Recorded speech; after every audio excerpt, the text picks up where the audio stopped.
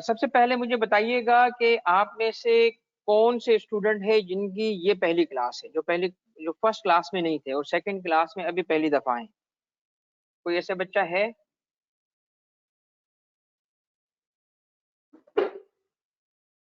Okay, ठीक है। अच्छा, फर्स्ट जो क्लास थी, मेरी रिकॉर्डिंग में जरूर देख लीजिएगा। उसके अंदर मैं बहुत सारी बातें की हैं जिसका ताल्लुक कुछ जनरल बातों के साथ था।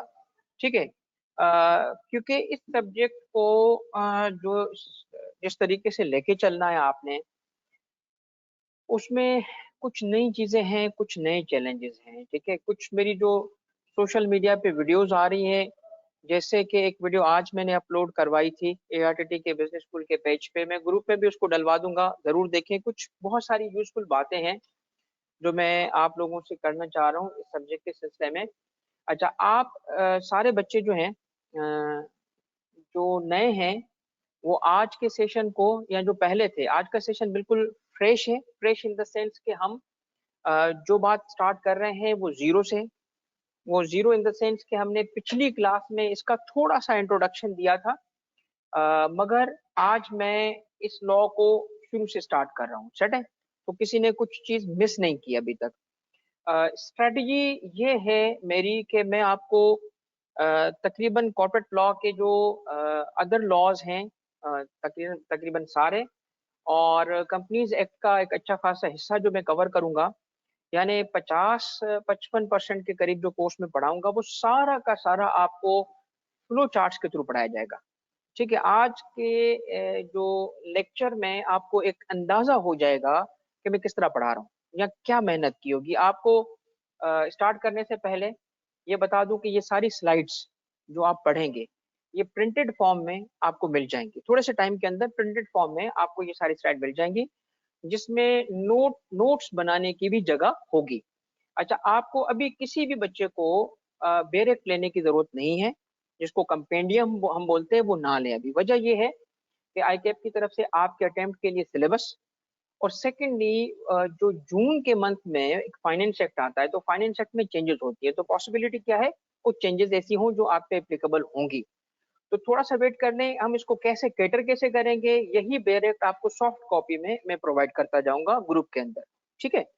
अच्छा, आज हम जिस लॉ को कवर कर रहे हैं वो अदर लॉज में से है, और इस लॉ को पिक करने की वजह यह है कि हम जो कि दो टीचर पढ़ा रहे हैं, एज अ टीम पढ़ा रहे हैं, तो कोऑर्डिनेशन के साथ पढ़ाते हैं। आप में से जो बच्चे हमसे टेक्स्ट पढ़े उनको पता है कि मुजामिल और मेरी कोऑर्डिनेशन किस लेवल की होती है।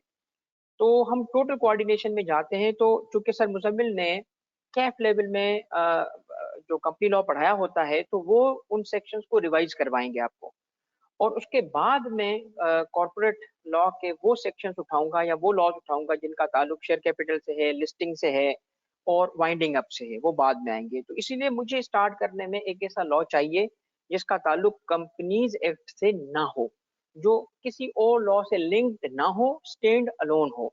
तो ये वो लॉ है जो स्टैंड अलोन है, इसका किसी और से कनेक्शन नहीं है, इसके लिए कोई प्री रेक्विजिट नॉलेज नहीं चाहिए। सेट हो गया? तो बिस्मिल्लाह करें फिर। आज आज के सेशन को इंशाल्लाह आप इंजॉय करोगे। और मैंने अल्लाह की मेहरबानी से, अल्लाह के करम से इस सब्जेक्ट को दिल से बनाया है।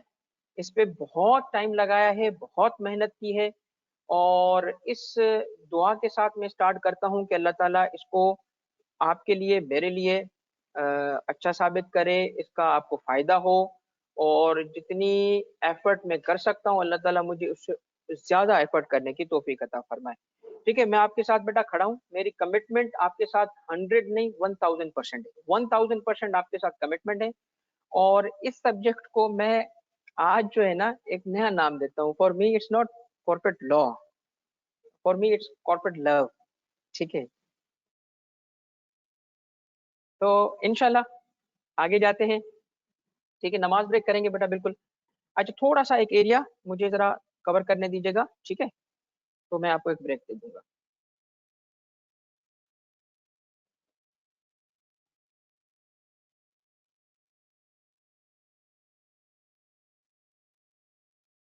स्क्रीन के बारे में बच्चों सिर्फ कंफर्म कर लें, मेरी आवाज और स्क्रीन को कवर आप बताएं, ठीक है? तो मैं आगे बढ़ता हूँ। ठीक है।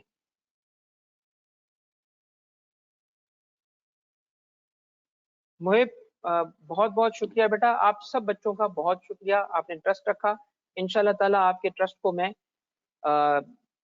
इंशाल्लाह अल्लाह ने चाहा बिल्कुल भी आपको डिसअपॉइंट नहीं करूंगा, बल्कि जितना आप सोच के आए हो उससे ज्यादा ही होगा इंशाल्लाह। ठीक है, चलो भाई बिस्मिल्लाह। देखिए आज जिस सब्जेक्ट को हम कवर करेंगे ये वक्त के साथ इम्पोर्टेंट होता जा रहा है। चूंकि इसकी प्रैक्टिकल एप्लीकेशन ज्यादा है तो एग्जामिनेबिलिटी भी उस हिसाब से बढ़ती जा रही है इस लॉ की। ठीक है, एंटी मनी लॉन्ड्रिंग एक्ट या एएमएल एक्ट 2010 ये हमारे कोर्स का हिस्सा है। इसमें टॉपिक कवरेज कुछ इस तरह है कि सबसे पहले तो कंप्लीट एक्ट हमारे कोर्स का हिस्सा है। काफी लॉज ऐसे हैं जिसमें से सिलेक्टेड टॉपिक सिलेक्टेड सेक्शंस हमारे कोर्स का हिस्सा है, बट ये कंप्लीट एक्ट हमारे कोर्स का हिस्सा है।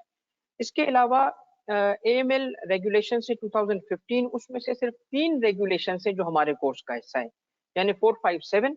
इनका ताल्लुक जिन सेक्शन से है हम उनके साथ मिला के इनको पढ़ेंगे, और इसके अलावा एएमएल एक्ट के अंदर अपेंडिसेस हैं, तो अपेंडिक्स 1 और अपेंडिक्स 2 भी कोर्स का हिस्सा है। तो हम इस पूरे के पूरे कवरेज करेंगे टॉपिक की। सबसे पहले हम आते हैं इस लॉ को समझने के लिए। जब कोई भी लॉ आता है, कोई भी लॉ बनाया जाता है, तो उस लॉ का कोई बैकग्राउंड होता है, क्योंकि वो उस सोसाइटी को रेगुलेट करने के लिए लॉ आता है। तो हम उस लॉ को पहले समझेंगे, सर्कमस्टेंसेस को समझेंगे, तो फिर आपको लॉ के प्रोविजंस लिंक करना आसान हो जाएंगे कि ये बात अगर इसने रखी है तो क्यों रखी है। इसीलिए सबसे पहला सेगमेंट जो आज हम कवर कर रहे हैं वो है कि आपको मनी लॉन्ड्रिंग के बारे में मैं अंडरस्टैंडिंग डेवलप करूं, ताकि जब आप मनी लॉन्ड्रिंग के बारे में सीख लोगे तो एंटी मनी लॉन्ड्रिंग समझ आ जाएगा कि इसको क्यों ये प्रोविजन बनाया गया। जी बेटा।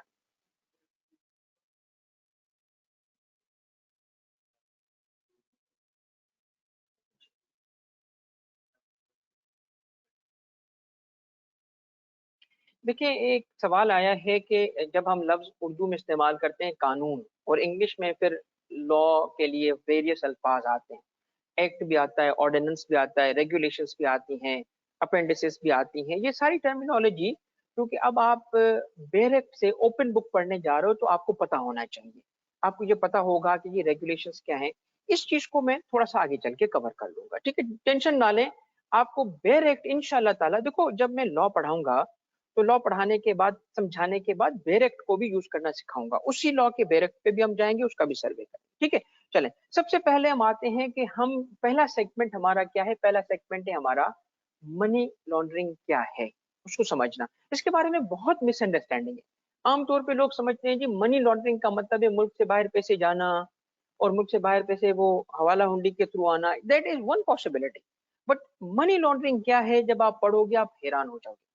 और मनी लॉन्ड्रिंग का जो लॉ है ये इतना डेंजरस लॉ है कि हमें पता ही नहीं चलेगा कि हम जो ट्रांजैक्शन कर रहे हैं, या जो ट्रांजैक्शन वो कंपनी कर रही है जिसमें हम काम कर रहे हैं, या वो कंपनी के कोई एम्प्लॉय कर रहा है, तो हमें पता ही नहीं चलेगा कि हम अफेक्ट हो सकते हैं। क्योंकि आपको लॉ किस चीज को आगे रखते हुए बनाया गया है वो पहले मैं सिखाऊंगा। सबसे पहले हम आते हैं एक चीज पे कि व्हाई पीपल कमिट क्राइम, यानी मोटिव्स क्या होते हैं। मोटिव्स स्टडीज की गई हैं, चार हैं, चार किस्म के मोटिव्स हैं। सबसे पहले क्राइम किया जाता है पैशन। अब ये पॉजिटिव पैशंस भी हैं, नेगेटिव पैशंस भी हैं। ठीक है, अब नेगेटिव में जो पैशंस आते हैं, टेररिज्म। टेररिज्म क्या है, टेररिज्म की वजह से, मगर टेररिज्म सेपरेट मोटिव भी है। ठीक है, मैंने पिछले सेशन में भी इसका जिक्र किया था कि one of the most common crime of passion is karokari. एक लानत है हमारे मुल्क में कारोकारी, ये पैशन है ना। ठीक है, सेकंड उसके बाद क्या है, एबनॉर्मेलिटी। एक बंदा है अनसाउंड माइंड क्या है। इस पे भी स्टडीज की गई हैं कि कुछ इंसानों में जीन्स ऐसी होती हैं जो क्रिमिनल जीन्स होती हैं। ठीक है, मुताहिर बताता हूँ बेटा। सेकंड इसके बाद नंबर 3 क्या है, टाइप जो है क्राइम के मोटिव की, टेररिज्म। मगर क्राइम को जब स्टडी किया गया तो पता चला कि सबसे बड़ा मोटिव क्राइम का है मनी, पैसा। आप क्राइम्स की लिस्ट अभी देखेंगे, आपको अंदाजा हो जाएगा कि बहुत बड़ा मोटिव क्राइम का मनी है। ठीक है, पहली बात होगी। अब देखते हैं, कोई मिसाल लेते हैं, एग्जाम्पल्स लेते हैं। पहली एग्जाम्पल देखें, इलीगल आर्म्स सेल। इसमें क्या आता है, पैसा। इनसाइडर ट्रेडिंग क्यों करते हैं लोग? पैसा। ऑर्गेनाइज्ड क्राइम क्यों करते हैं? पैसा। Drug trafficking, embezzlement, smuggling, bribery, even tax evasion भी इसमें कवर्ड है। इन सारे क्राइम्स की लिस्ट को अगर कोई एक चेन या जंजीर जो जोड़ती है तो वो है मनी, which means के money is the biggest motive of crime. अब if that is the fact, तो फिर आप सोचें कि जो क्रिमिनल्स होंगे, जो क्रिमिनल्स हैं, वो क्या इस मुआशरे में एक्सेप्टेबल हैं? हमारे मुआशरे में क्या हम गुफ्तगू ऐसे करते हैं कि एक मदर हो और वो किसी जगह फख्र से करे, बात करे, और बात ये करे कि जी अल्हम्दुलिल्लाह मेरा बड़ा बेटा सुपारी किलर है और अल्लाह ने बहुत दिया हुआ है, वो छोटे बेटे को स्मगलिंग में लगाने की कोशिश कर रहा है, इंशाल्लाह वो भी सेट हो जाएगा। क्या इस किस्म की गुफ्तगू कोई करेगा? अच्छा जी, भत्ता, पर्ची कराची में, तो लोग क्या करेंगे? बोलेंगे कि हाँ जी वो जो फलां बंदा है ना, ये जी भत्ता लेता है। ठीक है, क्यों नहीं? ऐसा क्यों नहीं है? इसलिए इसकी सिर्फ ये वजह नहीं है कि लोग क्राइम को बुरा समझते। अगर इतना बुरा समझते तो करते ही नहीं। मुआशरे में बहुत सारा एक ऐसा एलिमेंट है जो क्राइम को शायद बुरा भी नहीं समझता।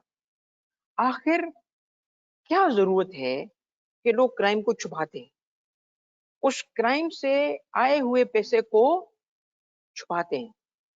और अगर कोई इल गॉटन मनी, इलीगल मनी, जिसको कहते हैं प्रोसीड्स ऑफ क्राइम, क्या कहते हैं? प्रोसीड्स ऑफ क्राइम हो, तो उसको जब तक इंजॉय नहीं करेगा बंदा, इंजॉय का मतलब है उस पैसे को खर्च करना, उस पैसे को यूज करना, तब तक उसका फायदा नहीं है। क्रिमिनल के पास पैसे, स्मगलर है, स्मगलर के पास पैसे, तो पैसे अगर उसने अपने तय खाने में रख दिए हैं तो उसे उसको क्या फायदा? वो क्या करेगा? उसको कैसे इंजॉय करेगा? उसका लाइफ स्टाइल में फर्क आएगा। वो बड़ा घर बनाएगा, बड़ी गाड़ी होगी उसके पास, 4 नौकर होंगे, 3 ड्राइवर होंगे। ठीक है, और जब उससे पूछा जाए क्या करते हो तो कुछ ना बताए, तो क्वेश्चन मार्क्स, फिर क्या होगा? आहिस्ता आहिस्ता उस पर बातें शुरू होंगी। ऐसी आप अपने मुआशरे में अगर आपने नहीं देखे लोग, मैंने देखे कि जी फलां बंदा है, उसके पास बहुत पैसा है, बट पता नहीं चलता कहाँ से काम करता है, क्या करता है। तो इसीलिए मेरी स्लाइड का टाइटल देखो, why launder money. Why launder money. Criminals को, जिनके पास क्या होती है, प्रोसीड्स ऑफ क्राइम, जरूरत पड़ती है कि वो क्या करते हैं? मनी को लॉन्डर करेंगे। लॉन्डर करने का मतलब क्या है? एक मशीन में डालेंगे, उसमें पानी भी होगा, उसमें सर्फ भी होगा, वो उसको साफ सुथरा करेगी, फिर वो पैसे निकलेंगे, फिर वो बंदा व्हाइट मनी होगी, तो पूरी दुनिया के सामने आके खड़ा हो सकता है। राइट? अब इसकी मैंने ना एक इलस्ट्रेशन बनाई है। अच्छा, इलस्ट्रेशन क्या है कि एक हमारा क्रिमिनल है, और क्रिमिनल है, मैंने इसका नाम जो है वो जो मशहूर नाम था इसी नाम से इसको ढूंढा। अच्छा, एक इंटरेस्टिंग चीज बताऊं, मैंने इस प्रेजेंटेशन में I have typed every single word. आई है, मैं खुद बनाता हूँ। तो ये क्राइम मास्टर गोगो, सुना तो होगा इसका नाम। क्राइम मास्टर नहीं सुना तो फिर आपने कुछ नहीं देखा। क्राइम मास्टर गोगो एक एक एक कैरेक्टर है एक मूवी का। ठीक है, जो लोगों को क्या कहता है, आंखें निकाल के गोटियां खेलूंगा। This this is a very interesting. वो इसने बताया मुझे, आंखें निकाल के गोटियां खेलता है। ये वो क्रिमिनल है जो बेसिकली क्या करता है, ही इज अ सुपारी किलर, फेमस सुपारी किलर। ठीक ना, बहुत सुपारी, वो सुपारी लेता है लोगों को मारने के लिए, जिसमें से सुपारी किलर क्राइम मास्टर गोगो ने बड़ा पैसा बना लिया। ठीक है, बड़ा पैसा बना लिया। तो क्राइम मास्टर गोगो को अब इस पैसे को एंजॉय करना है। तो क्राइम मास्टर गोगो की बीवी ने कहा कि हमें चाहिए एक घर। बीवियां तो बोलती है ना, बड़ा घर। तो क्राइम मास्टर गोगो ने सोचा कि भाई अपना अब एक घर होना चाहिए सुहाना, जिसमें बच्चे हों, सुकून से बैठे। तो क्राइम मास्टर गोगो अगर एक बड़ा घर बना लेगा तो होगा क्या? उस पे क्वेश्चन मार्क आएगा। क्वेश्चन मार्क क्या आएगा? कि कहाँ से खरीदा, कहाँ से पैसे आए। क्राइम मास्टर गोगो तो सारा दिन सोता रहता है, रातों को जागता है। तो ये पैसे, इसका क्या प्रोफेशन है? जब भी आप गुफ्तगू इस मुआशरे में करते हो तो पहला सवाल क्या होता है? आपका नाम क्या है? अगला सवाल क्या होता है? क्या करते हो? क्या करते हो? अभी तक सीए कर रहे हो? अभी तक कंप्लीट नहीं हुआ? ठीक है, ये तो सुनने में आता है ना। तो क्राइम मास्टर गोगो से अगर कोई पूछे कि क्या करते हो, तो वो क्या बताता? सुपारी किलर हो। Obviously not. अब उसने घर बनाया तो घर, ये जो घर था ना, क्या कर देगा, घर उसे एक्सपोज कर देगा। किस चीज को एक्सपोज कर देगा, सवालात उठेंगे, सवालात बढ़ेंगे, आहिस्ता आहिस्ता से उसका क्राइम एक्सपोज हो जाएगा। समझना मेरी बात, क्या है, actually it is the crime जिससे वो डरते हैं। क्रिमिनल अपनी इज्जत, और वो कहते हैं जी गन इज्जत है, आजा बेटा ले ये गोली, ठीक है गोली खा तू। तो उसको मसला किस चीज से होता है कि अगर तो मेरा वो क्राइम एक्सपोज हो गया ना, तो ऐसे एक्सपोजर के कॉन्सिक्वेंस होते हैं। क्या कॉन्सिक्वेंस होंगे, सबसे पहले तो वो पैसे गए, पैसे गए ना। जब आपने इल गॉटन मनी होगी तो स्टेट क्या करेगी, रहने देगी कि चल अब तुम चूंकि मौलाना बन चुके हो, नमाजें बहुत ज्यादा पढ़ते हो, तो ठीक है ये पैसा रख ले तू। उसको ऐसे बोलेंगे क्या कहेंगे, एक सेकंड पहले तो पैसे ऐसे छीनो, कॉन्फिस्केट हो जाएंगे ना, पैसे गए। और दूसरा ऑब्वियसली सुपारी किलर एक क्राइम मास्टर गोगो, तो उसको क्या किया जाएगा, जेल में डला। तो इसको बीवी ने फंसा दिया, सारी दुनिया को बीवी ने फंसाया ना, तो क्राइम मास्टर गोगो को भी बेचारी बीवी ने इस बेचारे को फंसा दिया। कैसे बताया, किस ख्वाहिश पे, बीवी को ख्वाहिश थी कि जी मैंने ना इस झोपड़ी में नहीं रहना, अब मैंने तो महल में रहना है। उसने महल बना के और क्राइम मास्टर गोगो को जेल में डलवा दिया। मगर क्राइम मास्टर गोगो बेसिकली एक स्मार्ट बंदा था, स्मार्ट बंदा। उसने बीवी की बात नहीं मानी, उसने कहा घर चाहिए दूंगा, घर भी दूंगा, बंगला भी दूंगा, आखिरकार मैं इतना बड़ा क्रिमिनल हूं, ठीक है, स्मार्ट किलर, सुपारी किलर। इसने क्या किया, अब सुनिएगा मेरी बात, सुनिएगा क्या किया इसने। इसने बजाय के सीधा स्ट्रेट घर बनाता, इसने इस पैसे से जो उसने ऑर्गेनाइज्ड क्राइम से कमाया था, एक फैक्ट्री लगा दी। उसने क्या किया, एक बिजनेस ओपन किया। अब बिजनेस कोई भी हो सकता है। अब चाहे उस, ये बिजनेस दो किस्म के हो सकते हैं, एक जेन्युइन बिजनेस, एक not genuine business. Genuine business इसका मतलब है कि वाकई उसमें ट्रेडिंग हो रही है, उससे वाकई इनकम जनरेट हो रही है। मगर कुछ ऐसे भी होते हैं कि सिर्फ शेल्फ कंपनी बना दी, बाहर से फसाड क्रिएट कर दिया, ठीक है, crime master Gogo and company, ठीक है, मगर जो पैसे थे वो एट्रीब्यूट कर दिए। कहां से पैसे आते हैं, कहां से पैसे आते हैं, एट्रीब्यूट किसको कर दिए कि मेरे पास जो पैसे हैं वो कहां से आते हैं, बिजनेस से आते हैं। भाई किधर से आते हैं, बिजनेस से आते हैं। भाई किधर बिजनेस है, वो फैक्ट्री मेरी है, ये फैक्ट्री से पैसे आते हैं ना। क्या बनाते हो, प्लास्टिक के टॉयज बनाते हैं। क्या बनाते हो जी, ये काम करते हैं वो काम करते हैं जी, जनरल जो है वो चीजें मैं बनाता हूँ। समझ रहे हो मेरी बात। अब ये फैक्ट्री खोलने की वजह बताओ, व्हाट वाज द रीजन। इसलिए कि इस पैसे को फिर वो क्या करेगा, बैंक में डाल देगा, और उस बैंक से जब वो खरीदेगा घर, तो अब सवाल नहीं उठेंगे, बैंकर सवाल नहीं पूछेगा, आम लोग सवाल नहीं पूछेंगे। बैंकिंग चैनल से ट्रांजैक्शन हुई है, देखो सबको पता था, सबको पता है कि ये क्रिमिनल है, मगर उसका सबूत नहीं मिलेगा उसको, वो सबूत नहीं छोड़ता, वो ऑडिट ट्रेल नहीं छोड़ेगा। इस तरीके से ये क्राइम मास्टर गोगो ने ऐसा क्या किया, आखिर ऐसा क्या किया, एक पाथ चेंज कर दिया। उस पाथ के थ्रू उसने अपना ऑब्जेक्टिव, यानी क्राइम के पैसे, प्रोसीड्स ऑफ क्राइम को एंजॉय करना है। एंजॉय करने का मतलब उससे फायदा लेना है। तो फायदा क्या हो सकता है, देखिए एक क्रिमिनल है, दुबई जाता है, अच्छा जी कितना, साल में 25 दफा दुबई जाता है। तो क्या वो मतलब टाइम मशीन में जाता है, या वो पानी के दरिया जो बोट से जाता है, किसी ट्रेवल करता होगा तो बाय एयर करता होगा। तो क्या उस वक्त उसका नाम आ रहा होगा, टिकट पे नाम आ रहा होगा, एयरलाइनर के पास नाम आ रहा होगा। कल कोई एजेंसी उठाती है, रिकॉर्ड को चेक करती है, 25 ट्रेवल, उसके एक्सपेंस को एडअप करते हैं, दुबई गया होगा तो कहाँ रहा होगा, वहां पे वो जो सफारी में, सहरा में, या रास्ते पे वो होगा, नहीं होटल में स्टिक। जब एक्सपेंस एडअप करेंगे तो उससे सवाल अगला पूछेंगे क्या, पैसे, तो ट्रेवल ही नहीं कर सकता। क्राइम मास्टर गोगो हो या कोई और हो, ऐसे बहुत सारे क्राइम मास्टर गोगो इस मुआशरे में मौजूद है, ट्रेवल नहीं कर सकते। तो ऐसे पैसे का फायदा ही क्रिमिनल को नहीं मिलेगा जब तक कि उसको यूज ना कर सके। अब यूज करने के लिए उसका एक एक्सपोजर है, समझ रहे हैं मेरी बात। अगर वो यूज करता है तो फंसता है, तो क्या करेगा वो, मनी को, मनी को लॉन्डर करेगा। अब एक मेरी बात सुनिएगा मेरे बच्चों तवज्जो से।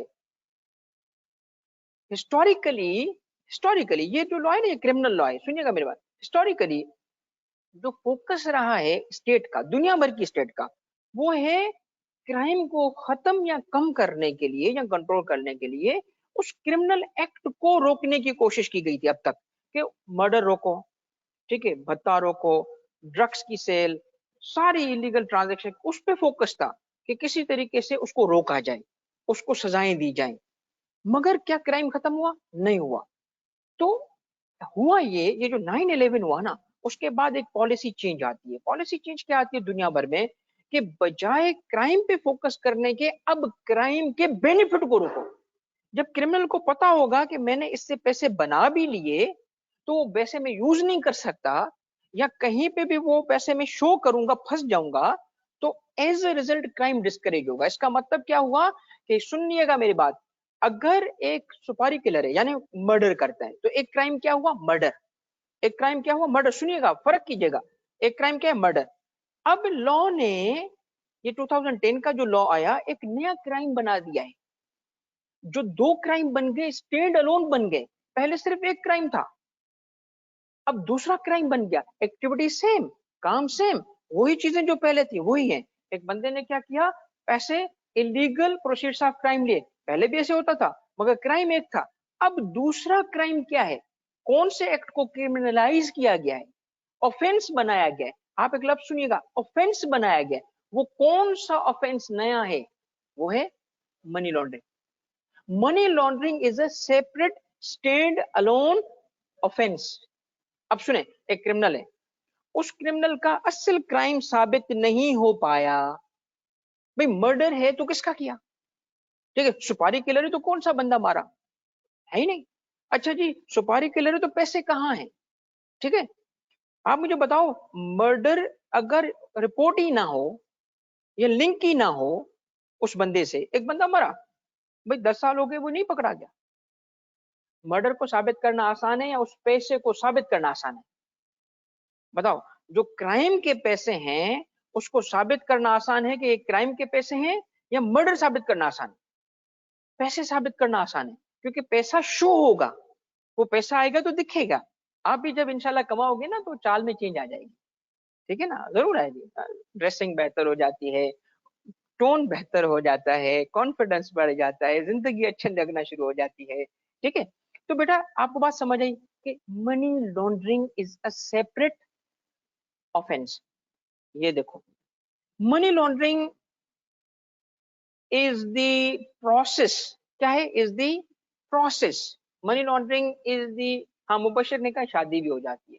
बेटा बिल्कुल सही कहा, पैसे आते हैं तभी होती है। ठीक है, money laundering is the process in which क्या होता है, क्रिमिनल्स क्या करते हैं, ये की एरिया है, ये मनी लॉन्ड्रिंग के कॉन्सेप्ट को क्या करते हैं criminals? criminals try to disguise disguise illegal origin। illegal origin, पैसे कहां से ओरिजिनेट हुए उसको छुपाते हैं। तो क्राइम मास्टर गोगो क्या छुपाएगा? पैसे कहां से आए? सुपारी की लिंक से, मर्डर से आए, ये नहीं बताएगा, उसको छुपाएगा। कैसे छुपाया उसने? आपके सामने एग्जाम्पल है, कैसे सब छुपाया उसने? बिजनेस की तरफ एट्रीब्यूट कर दिया। समझ आ रहा है? तो मनी लॉन्ड्रिंग का की फीचर क्या है मेरे बच्चों? डिस्गाइज करता है क्रिमिनल किस चीज को? ओरिजिन को। क्यों छुपाता है? तशहीर तो नहीं करे, फंसा जाएगा, पकड़ा जाएगा। उसके साथ क्या होगा वो आपने देख लिया। आगे बढ़ो। क्या करते हैं फिर? Disguise illegal origin of proceeds of their crime and portray, पेश कैसे करते हैं उस इल गॉटन मनी को? As from legitimate sources, legal, ताकि शो कर सके।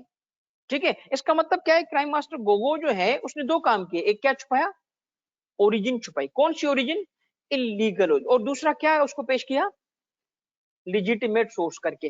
ठीक है, ये आगे जाते हैं। इसका मतलब ये हुआ, ये, हाँ अब्दुल गनी इस पे आएंगे। आपने कहा फैक्ट्री किन पैसों से बनी, इसका पूरा एक प्रोसेस है जिसको लेयरिंग कहते हैं। अब्दुल गनी वो लेयर डाल डाल के उसको छुपाएंगे। ठीक है, बस एक सेकंड मुझे दें। तो लेडीज एंड जेंटलमैन, क्या हुआ? Meet our businessman of the year.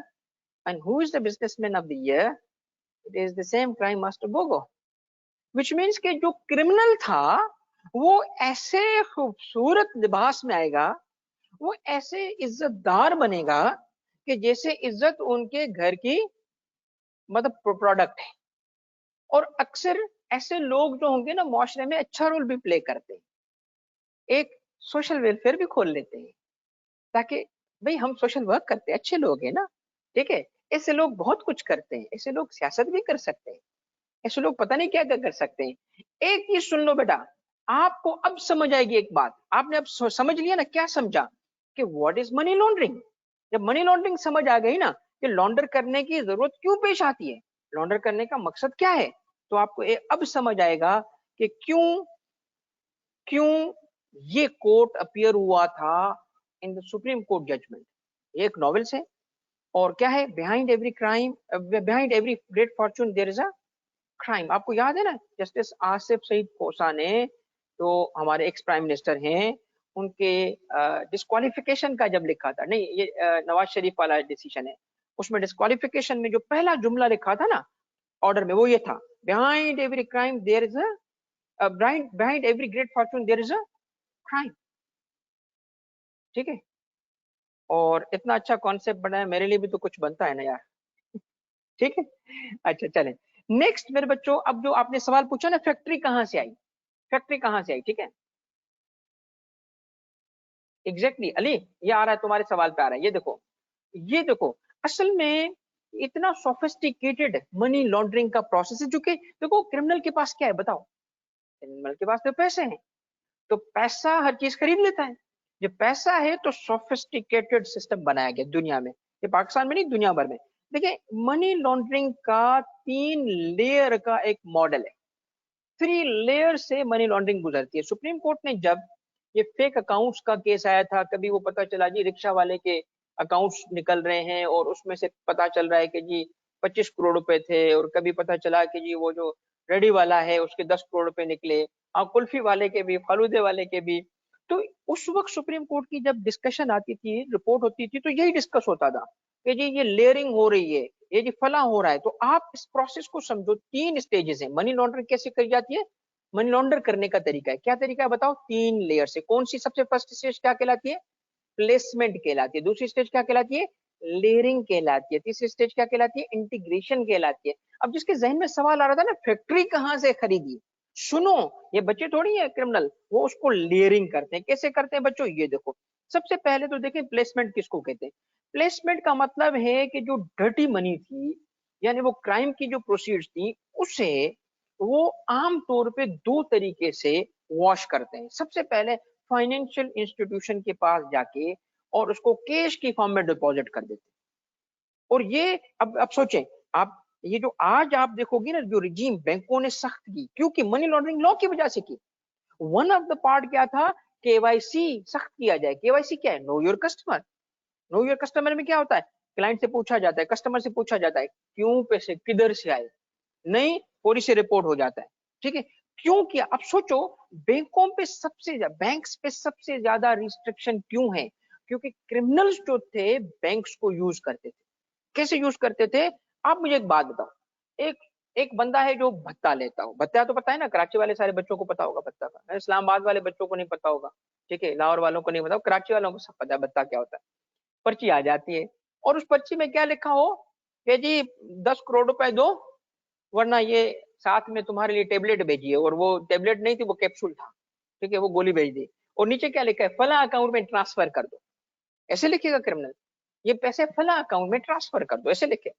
वो क्या कहेगा, मुझे बताएं, जो क्रिमिनल्स होते हैं उनकी proceeds of crime banking channel में होती है या कैश में होती है, कैश, वो तो कैश लेगा ना, कैश। अब उस कैश का क्या करेगा वो, अब जो बंदा मनी लॉन्डर करना चाहता है ना, उस कैश को उठा के बैंक में डिपॉजिट करता है, बैंक में डिपॉजिट करता है, फिजिकली उठाया और उसको बैंक में, ऑफशोर की भी बात अभी आएगी बेटा, थोड़ा सा ठहर जाए। उसने क्या किया, बैंक में डिपॉजिट करा दिया, ठीक है। अच्छा, अब जब बैंक में डिपॉजिट करवाया, तो उस वक्त एक बैंक में जाके 10 करोड़ रुपए साथ ले जाएगा, या 10 बैंक में छोटे छोटे अमाउंट जमा कराएगा, टेक्निक देख रहे हो, छोटे छोटे अमाउंट। और साथ में ऐसे नहीं करेगा, वो जो जिस बच्चे ने सवाल पूछा था ना, सर फैक्ट्री कहां से आई, सुनना बेटा, क्या करेगा, छोटे छोटे अमाउंट, पता है वो ऐसे भी, बैंक बैंक भी तो पूछता है ना, अकाउंट खोलते वक्त क्या लिखेगा, भाई कौन सा अकाउंट खोलूं, बिजनेस में, क्या करते हो, दूध बेचता हूँ, ठीक है, गाय है नहीं है, तो दूध कहां से आता है, अल्लाह देता है, मिल जाता है, ठीक है। तो वो एक जगह रेंटेड प्रेमिसेस लेगा और बाहर बड़ा सा बैनर लगा देगा, 2-4 उसमें गाय भैंस जो है उसकी तस्वीरें भी लगा देगा। और दिस सुनिएगा, this is the point, this is the point जिसमें सबसे ज्यादा इसको पकड़ा जा सकता है, इसको कहते हैं choke point. This is the weakest. इस जगह अगर क्रिमिनल नहीं पकड़ा तो गया।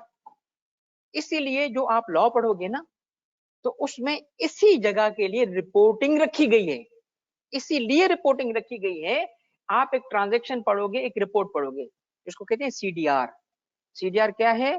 एक रिपोर्ट है, ठीक है। कैश जो होता है उसकी रिपोर्ट होती है, ठीक है। सीटीआर, ठीक है, करेंसी ट्रांजैक्शन रिपोर्ट, ये बैंक जनरेट करते हैं। अगर एक सर्टेन लिमिट से कैश में ट्रांजैक्शन किसी बंदे ने बढ़ गई ना, तो बैंक क्या करता है?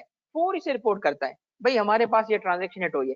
कैश हैंडलिंग जो है बैंक जब करता है, रिपोर्ट कर देगा। किसको रिपोर्ट करेगा? सारी की सारे सीटीआर जनरेट करता है, एक रिपोर्ट जनरेट करता है। क्यों की भी? इसलिए कि इतने पैसे आए कहां से कैश में, इतने, मतलब वो कहां से पैसे ला रहा है कैश के, तो शक पड़ता है। तो this is the weakest point for criminal कि उसको डिटेक्ट किया जाए, ठीक है।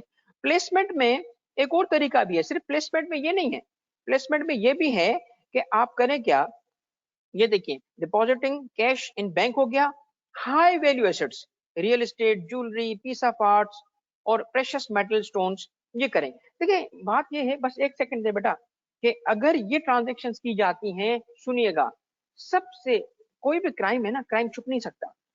मुझे बताएं कि जब एक बंदे ने फर्स्ट ट्रांजैक्शन की, सबसे ज्यादा आसान उसको वहीं पकड़ना है या बाद में पकड़ना है? इसीलिए प्लेसमेंट को क्या कहा जाता है? द चोक पॉइंट कहा जाता है। समझ रहे हैं? तो जिस बच्चे ने मुझसे कहा ना कि सर फैक्ट्री कहां से आई, ये वैलिड सवाल था, ये वैलिड सवाल था।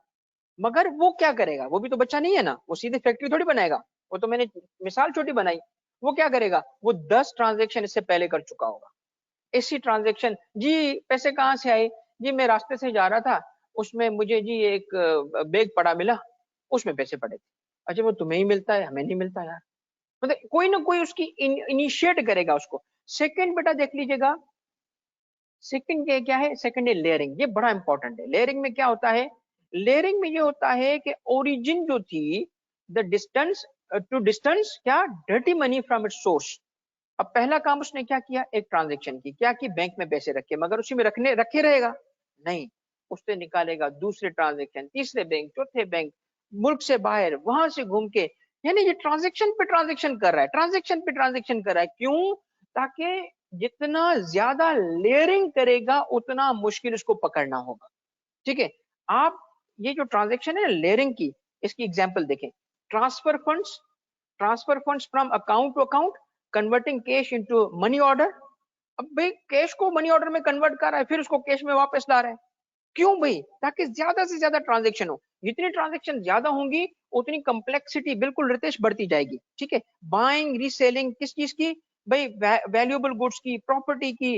मतलब ये ट्रांजैक्शन सिर्फ इलस्ट्रेशन है, ये इलस्ट्रेशन है, यही नहीं करेगा, कोई भी ट्रांजैक्शन करता रहेगा। इससे होगा क्या? इससे ये होगा कि पहले पैसे कहां से आए थे बताओ? पहले आए थे क्राइम से। उसके बाद पैसे कहां से आ रहे हैं? क्राइम के आए हुए पैसे कहां लगे? क्राइम के आए हुए पैसे ज्वेलरी परचेज करने में लगे। ज्वेलरी को बेचा, क्या परचेज किया? शेयर्स परचेज किए। उसको बेचा, कहां क्या परचेज किया? रियल एस्टेट परचेज किया। उसको फिर लगा दिया फैक्ट्री में। अब फैक्ट्री का सवाल पूछा जाएगा, कहां से? क्या बोलेगा? जी प्लॉट बेचा। कहानी खत्म। प्लॉट था, हाँ था, ये देखिए मेरी ओनरशिप। तो अब एक एक मेरी कहावत सुनिएगा, कहते हैं कि मनी लॉन्ड्रिंग में क्रिमिनल उस वक्त सक्सेसफुल हो जाता है जब इतनी लेयरिंग कर ले कि इदारे जो इन्वेस्टिगेट करते हैं वो थक जाएं, थक जाएं। फिर वो क्या करेगा? रियल एस्टेट डिटेक्ट हुआ। अब रियल एस्टेट का पूछेंगे कहां से आया? ये शेयर्स बेचे। अच्छा जी शेयर्स कहां से आए? बेचे। समझ रहे? तो वो थक जाएंगे इदारे। ये लेयरिंग का कॉन्सेप्ट है, ठीक है। आगे जाएं जी। आखिरी चीज बेटा, आखिरी चीज क्या है? अब जब उसने सफिशिएंट लेयरिंग कर ली, तो वो धड़ल्ले से सियासतदान बन जाएगा। वो जी बहुत बड़ा शरीफ आदमी बन जाएगा। और जिस मकसद के लिए, हाँ शेल कंपनीज बनाई जा सकती हैं बेटा। अब देखो जिस मकसद के लिए वो लेयरिंग कर रहा था, लेयरिंग मकसद है या नहीं है? नहीं, लेयरिंग मीन्स है। लेयरिंग कोई मकसद, मैंने ज्वेलरी क्यों परचेज की? क्या मुझे ज्वेलरी चाहिए थी? नहीं, मैंने सिर्फ ट्रांजेक्शन किए। अच्छा जी, मैंने प्लॉट क्यों परचेज किया, प्लॉट चाहिए था? नहीं। मगर ये सारी ट्रांजेक्शन करने के बाद at the end of the day करना क्या चाह रहा था, उसको कहते हैं इंटीग्रेशन। इंटीग्रेशन, ये सारा का सारा क्या, वो बीवी याद है, घर याद है, उसको क्या क्यों करना था, क्राइम किया, घर बनाना है। अब घर और क्राइम में इतनी लेयरिंग करेगा, इतनी, सुनिएगा, समझ आई मेरी बात, क्योंकि अक्सर बच्चे जो है, अक्सर लोग प्रोफेशनल भी इंटीग्रेशन और लेयरिंग में फर्क नहीं कर पाते। इनमें फर्क है। फर्क क्या है कि सोर्स ऑफ क्राइम से लेके असल मकसद के दरमियान लेयरिंग होती है। वो ट्रांजेक्शन जो सारी बीच में की जाती हैं, ट्रांजेक्शन बराए ट्रांजेक्शन होती है, ट्रांजेक्शन बराए ट्रांजेक्शन होती है, वो इसलिए होती है कि लेयर पे लेयर है। और असल मकसद जो होता है, जो इकोनॉमी में जिस पर्पज के लिए आप कर रहे थे, वो घर बनाना हो, वो फैक्ट्री बनाना हो, वो जो हो आपका, वो जब आप करते हो तो इंटीग्रेशन कहलाता है। अब आप उस पैसे को व्हाइट मनी बना के इकोनॉमी में इंटीग्रेट कर चुके हो, ठीक है, और रिलेटिवली ये परमानेंट ट्रांजेक्शन होगी, रिलेटिवली, ठीक है, उसको, तो ये कहलाता है बेटा इंटीग्रेशन। इंटीग्रेशन में देखो, तो placing clean money into the economy using an apparently normal business या personal transaction so that the criminal can add it to their wealth. और इस स्टेज में क्या होता है, सेपरेटिंग इलीगल और लीगल बड़ा मुश्किल है। अब वो घर बनाया, पूछो उससे, क्राइम मास्टर को पैसे कहां से, फैक्ट्री से, फैक्ट्री कहां से आई, रियल एस्टेट से, रियल एस्टेट कहां से, शेयर से, शेयर्स कहां से, ज्वेलरी से। भाई साबित करो ना, बहुत मुश्किल होगा ना। वो पता है ना, सिर्फ ये करेगा, बल्कि ऐसा क्रिमिनल्स जो होते हैं, ऐसा जबरदस्त अपना इमेज बना के बैठे होते हैं कि वो हैरत से इदारों को देखते हैं, यार कम ऑन मैन, मेरे जैसा शरीफ कोई नहीं है यार, आप मुझसे सवाल कर रहे हो ही नहीं सकता, समझ रहे। तो ये ट्रांजेक्शन जो है, लास्ट बॉक्स को देखें, it's different from layering. Layering से कैसे डिफरेंट है कि लेयरिंग में मकसद क्या होता है ट्रांजेक्शन का, लेयर पे लेयर ऐड करना, ठीक है। इंटीग्रेशन में मकसद क्या होता है, उस पैसे को एंजॉय करना, ठीक है बेटा। बस ये, इसके बाद मैं नमाज का ब्रेक करता हूं। अच्छा, वो क्राइम मास्टर गोगो था, ठीक है, ये एक और क्रिमिनल, उसका भाई है। इसने क्या किया, अब देखिए इस मॉडल को इस तरह देखें। इस मॉडल में क्या है, इसने पैसे कहाँ रखे, बैंक में रखे, बैंक वन। कहाँ ट्रांसफर किए, बैंक टू। कहाँ ट्रांसफर किए, कहाँ सा, हाँ, छोटा चेतन बिल्कुल सही है, इसने कहाँ ट्रांसफर किए, बैंक थ्री। तो क्यों कर रहा है, पहले तो उसके हाथ में देखे पैसे कहाँ से आए, प्रोसीड्स ऑफ क्राइम, बैंक में रख दिए इसको, फिर ट्रांजेक्शन दूसरे में। अब इसको डिटेक्ट किया गया तीसरे बैंक में, तीसरे बैंक में पकड़ा गया, ये पैसे कहां से आए, क्या कहेगा, उस अकाउंट से ट्रांसफर हुए। फिर वहां तक पहुंचे, कहाँ ऐसे पैसे आए, उस अकाउंट से ट्रांसफर। ये लेयरिंग अगर इतनी ज्यादा कर दो, और आखिरी पैसे, आखिरी अकाउंट के पैसे कहीं बिजनेस में लगा दे, तो इदारे थक जाते हैं। बेटा ये जो है ना, फाइनेंशियल ट्रांजेक्शंस के थ्रू भी सीधी सीधी मनी लॉन्ड्रिंग होती है, इसमें कोई बिजनेस इन्वॉल्व नहीं है। इतने ये जो आपके मुल्क में रिसेंटली मनी लॉन्ड्रिंग हुई है ना बच्चों, वो इसी तरह हुई है, फाइनेंशियल इंस्टीट्यूशन को यूज किया गया। अब मुझे बताएं, अगर मैं आपको बताऊं कि बैंक दो रिपोर्ट्स जनरेट करता है, कितनी रिपोर्ट्स जनरेट करता है, दो, बड़े इंपॉर्टेंट नाम, एक कहलाता है सीटीआर, करेंसी ट्रांजैक्शन रिपोर्ट, दूसरी कहलाता है एसटीआर। ये दो नाम लिख लें, सीटीआर और एसटीआर। सीटीआर एसटीआर लिख लो बच्चों। सीटीआर क्या कहलाता है, करेंसी ट्रांजैक्शन रिपोर्ट।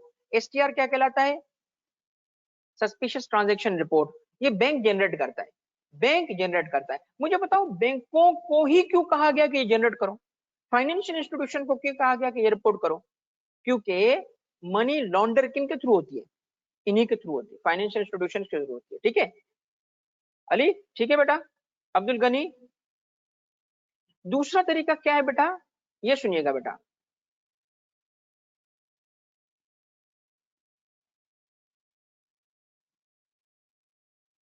हाँ अली, देखो आपकी बात दुरुस्त है। अली कह रहे हैं कि सर जो कल फकीर था आज अमीर बन गया, और तो उससे पूछा जाएगा ना कि पहला गोल्ड, मगर देखो आप रियल लाइफ में सोचो अली, तो आज वो फकीर नहीं है, आज तो अमीर है ना, तो कितना उसके पीछे जाएंगे, वो इतनी लेयरिंग कर चुका है, इतनी लेयरिंग कर चुका है कि इदारों को कोर्ट ऑफ लॉ में साबित करना पड़ता है। आप और मैं तो जानते हैं ना कि वो क्रिमिनल है, आप और हम जो सोसाइटी में रहने वाले लोग हैं, मगर कोर्ट ऑफ लॉ में प्रूव कैसे करोगे दादा, मसला ये, कोर्ट ऑफ लॉ में कैसे प्रूव करोगे, इदारों के लिए मुश्किल हो जाएगा ना बेटा, इसीलिए तो लेयरिंग की जाती है। आ जाओ दूसरा तरीका, सुन लो बेटा, एक बड़ा जबरदस्त तरीका आ गया मनी लॉन्डर करने का, क्या परचेस करो, बिटकॉइन। फिर कहाँ लगाओ जी, ज्वेलरी में।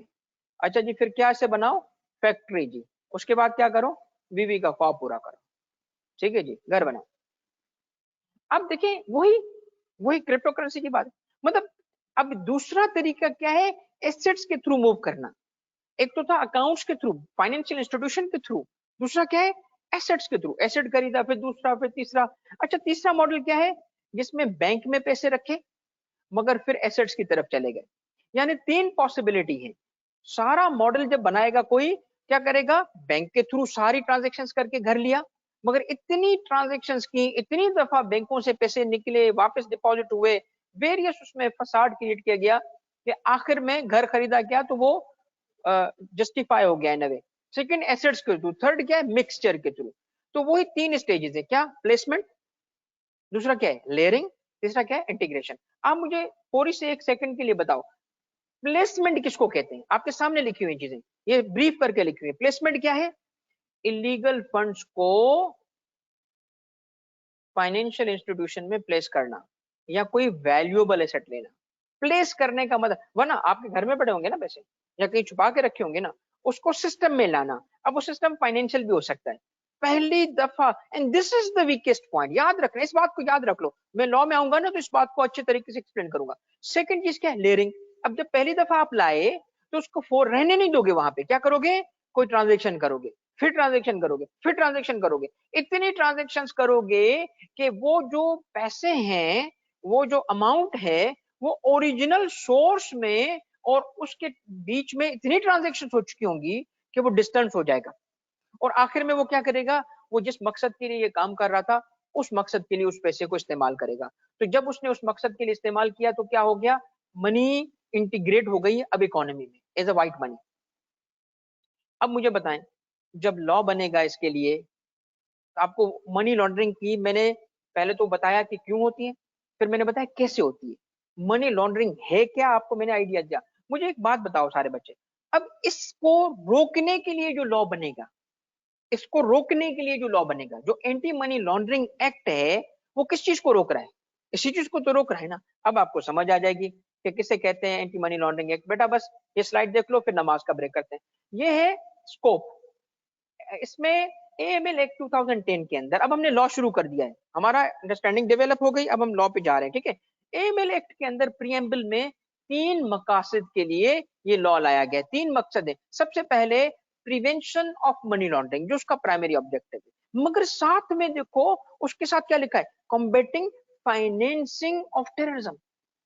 यानी जो मनी लॉन्डर होती है, उस लॉन्डर, देखिए फाइनेंशियल जो इंस्टीट्यूशंस हैं, जब क्रिमिनल्स जो थे या जो जो टेररिस्ट हैं, टेररिस्ट भी तो काम ऐसे करते, बगैर पैसे का करते हैं क्या, उनको भी तो पैसे चाहिए ना। खुदा ना खास्ता किसी जगह बम धमाका करना हो तो मटेरियल कहाँ से खरीदेंगे, लोगों को पैसे देने होते, तो क्या वो जो है वो क्या ब्रीफ केस में पैसे लेके घूमते हैं क्या, वो फाइनेंशियल इंस्टीट्यूशन यूज करते हैं। तो सुनना, पैसे का वहां पे भी लॉन्डर करना होता है, वो लॉन्डर करके पैसे को वाइट प्रूव करके और यूज कर रहे होते हैं। तो साथ में इसका मकसद रखा गया। और तीसरा इस लॉ का मकसद क्या है, उस पैसे, उस प्रॉपर्टी को फोरफीट करना, जब्त करना, जो मनी लॉन्ड्रिंग के पैसे से बनाई गई है या उसमें इन्वॉल्व है। तो कितने ऑब्जेक्टिव्स हो गए लॉ के, तीन।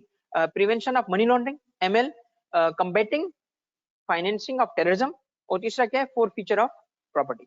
अब हम एक की बड़ा इंपॉर्टेंट सेक्शन है जिसमें ऑफेंस ऑफ मनी लॉन्ड्रिंग, जिसके जरिए, इस सेक्शन के जरिए क्या किया गया है, मनी लॉन्ड्रिंग को ऑफेंस बनाया गया। इसको स्टार्ट करने के लिए बेटा नमाज ब्रेक करना चाहता हूँ, काफी मैंने टाइम ले लिया, मगरिब का टाइम है, तो 10 मिनट में जल्दी वापस आ जाइएगा ताकि रिमेनिंग इंशाल्लाह मैं अच्छा खासा हिस्सा कवर कर लूंगा। सेट है जी, सामने आगे वापस वही नमाज पढ़ के स्टार्ट करें, रिज्यूम करें। कोई इसमें अच्छा एक आध सवाल आए थे, अगर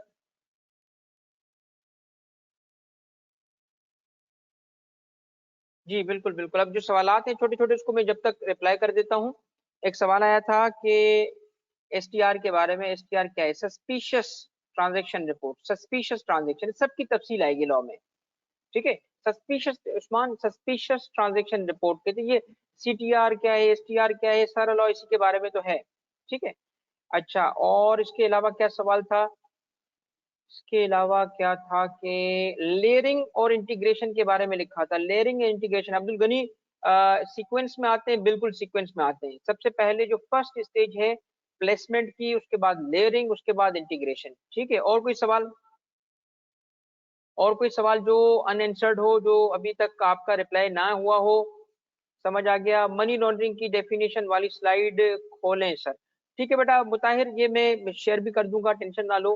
और क्लास के एंड पे ना दोबारा शो कर दूंगा, ठीक है मुताहिर? ठीक है, टेंशन नहीं बेटा, स्लाइड में दोबारा शो कर देता हूँ। बस बेसिकली अभी जो मुताहिर डेफिनेशन थी वो जनरल कॉन्सेप्ट था, ठीक है। वो बेसिकली अभी भी आपको ना मनी लॉन्ड्रिंग की जो लीगल डेफिनेशन है, जो कानूनन मनी लॉन्ड्रिंग है, जो कोर्ट ऑफ लॉ में साबित होगा कि हाँ जी इसकी ये मनी लॉन्ड्रिंग साबित हो गया और इसको सजा दी जाए, वो डेफिनेशन की स्लाइड आपके सामने खुली हुई है, ठीक है। वो डेफिनेशन अभी आने वाली है। किस चीज को मनी लॉन्ड्रिंग कहा जाता है वो भी स्टार्ट हो रहा है। इंटीग्रेशन का कोर वर्ड क्या है? जैसे प्लेसमेंट का चोक पॉइंट नहीं, वो देखो लाइबा, चोक पॉइंट बेसिकली एक ऑब्जर्वेशन है कि पहली दफा ट्रांजैक्शन जब होगी मनी लॉन्ड्रिंग के सीक्वेंस में, तो इजीएस्ट उसको पकड़ा जाता है जब शुरू में, तो फर्स्ट ट्रांजैक्शन, इसलिए उसके लिए की पॉइंट है, चोक पॉइंट है। इंटीग्रेशन के लिए क्या होगा? Integrate into economy as white money. अगर आपको कोई फ्रेज चाहिए ना, तो वो इंटीग्रेशन में वर्ड इंटीग्रेट ही कीवर्ड है। Integrate the money into economy as white money, ठीक है। लाइबा सेट हो गया। अच्छा सर, इंटीग्रेशन से थोड़ा बता दें। देखो ये है जतेंद्र। जतेंद्र, इंटीग्रेशन लफ्ज का मकसद देखो, मैं आपको इसको इस तरह समझाता हूँ कि किसी के पास प्रोसीड्स ऑफ क्राइम है, वो प्रोसीड्स ऑफ क्राइम अगर घर पे पड़े हैं, उसको टेंशन नहीं है, क्या जरूरत है लॉन्डर करने की? लॉन्डर में भी तो रिस्क है ना, लॉन्डर करने में भी पकड़े जाने का रिस्क है, तो क्या जरूरत है पड़े रहे घर पे? मगर क्या पैसे, क्या अंडे देंगे, बच्चे देंगे? फायदा ही नहीं है ना। तो कुछ तो करना चाहेगा ना उस पैसे का। तो जिस मकसद के लिए वो उठता है और ट्रांजैक्शन शुरू करता है, वो मकसद इंटीग्रेशन कहलाता है। वो आखिर क्या चाहता है उस पैसे से? उस पैसे से जो वो चाहता है वो इंटीग्रेशन कहलाएगा। मगर वो उठ के वो ट्रांजैक्शन करेगा तो पकड़ा जाएगा, तो उस ट्रांजैक्शन को एंड में करेगा। तो फर्स्ट क्या हुआ पॉइंट? जैसे फर्स्ट पॉइंट क्या हुआ? Proceeds of crime. उसके बाद अब प्रोसेस शुरू हो रहा है। पहले प्रोसेस में वो प्लेसमेंट करेगा, मगर प्लेसमेंट करने के बाद वो इतनी ट्रांजेक्शन्स करेगा ताकि ट्रांजेक्शन पे ट्रांजेक्शन, ताकि फिर क्या होगा, जो ओरिजिनल फर्स्ट पॉइंट था यानी प्रोसीड्स ऑफ क्राइम, क्राइम से वो इतना दूर हो जाएगी चीज कि वो फिर धड़ल्ले से इस मुआशरे में घूमता फिरेगा, उसको कोई कुछ नहीं बोलेगा। किधर से पैसे है? इधर से। वहां किधर? वो पीछे पीछे पीछे पीछे। तो जो जितनी ज्यादा, देखें बात ये है, आप कहेंगे सर इस अक्लमंद शख्स होगा जो बहुत लेयरिंग करे, करे, मगर अक्लमंद शख्स लेयरिंग तो करे, उसमें सबर भी तो हो, उसमें सबर भी तो हो। कितनी लेयरिंग करेगा? अगर लेयरिंग ही करता जाएगा तो फायदा क्या है फिर? उसको भी तो मजा लेना है ना उस पैसे का। तो वो कितने, किसी की, किसका सबर 6 महीने में खत्म होता है, किसी का 3 महीने में, कुछ तो ऐसे भी है 2 दिन में सबर खत्म, छोड़ो लेयरिंग, सीधी इंटीग्रेशन। चल भाई इंटीग्रेशन, तो वो और रिस्क पे होते हैं। जो जितनी ड्रिलिंग करेगा वो उतना। तो बेटा बात ये है, ये जो हमने स्टडी किया है ना, ये बात इंटरनेशनली स्टडी की गई है। ये सिर्फ हमारा लॉ नहीं है, हमने लॉ नहीं बनाया। ये लॉ जिन्होंने बनाया उन्होंने हम पे इम्पोज किया। एफएटीएफ ने कहा लगाओ वरना तुम्हें ब्लैक लिस्ट में डाल रहे हैं, ग्रे लिस्ट में तो डाल दिया ना, तो हम मजबूरन उन्हीं से बाय कर करके ले रहे हैं। तो कॉन्सेप्ट भी उनके पास मौजूद है, इसीलिए हमने कॉन्सेप्ट समझा। चलो बच्चों अब तवज्जो कीजिएगा, दिस इज द कोर। जी जी बेटा।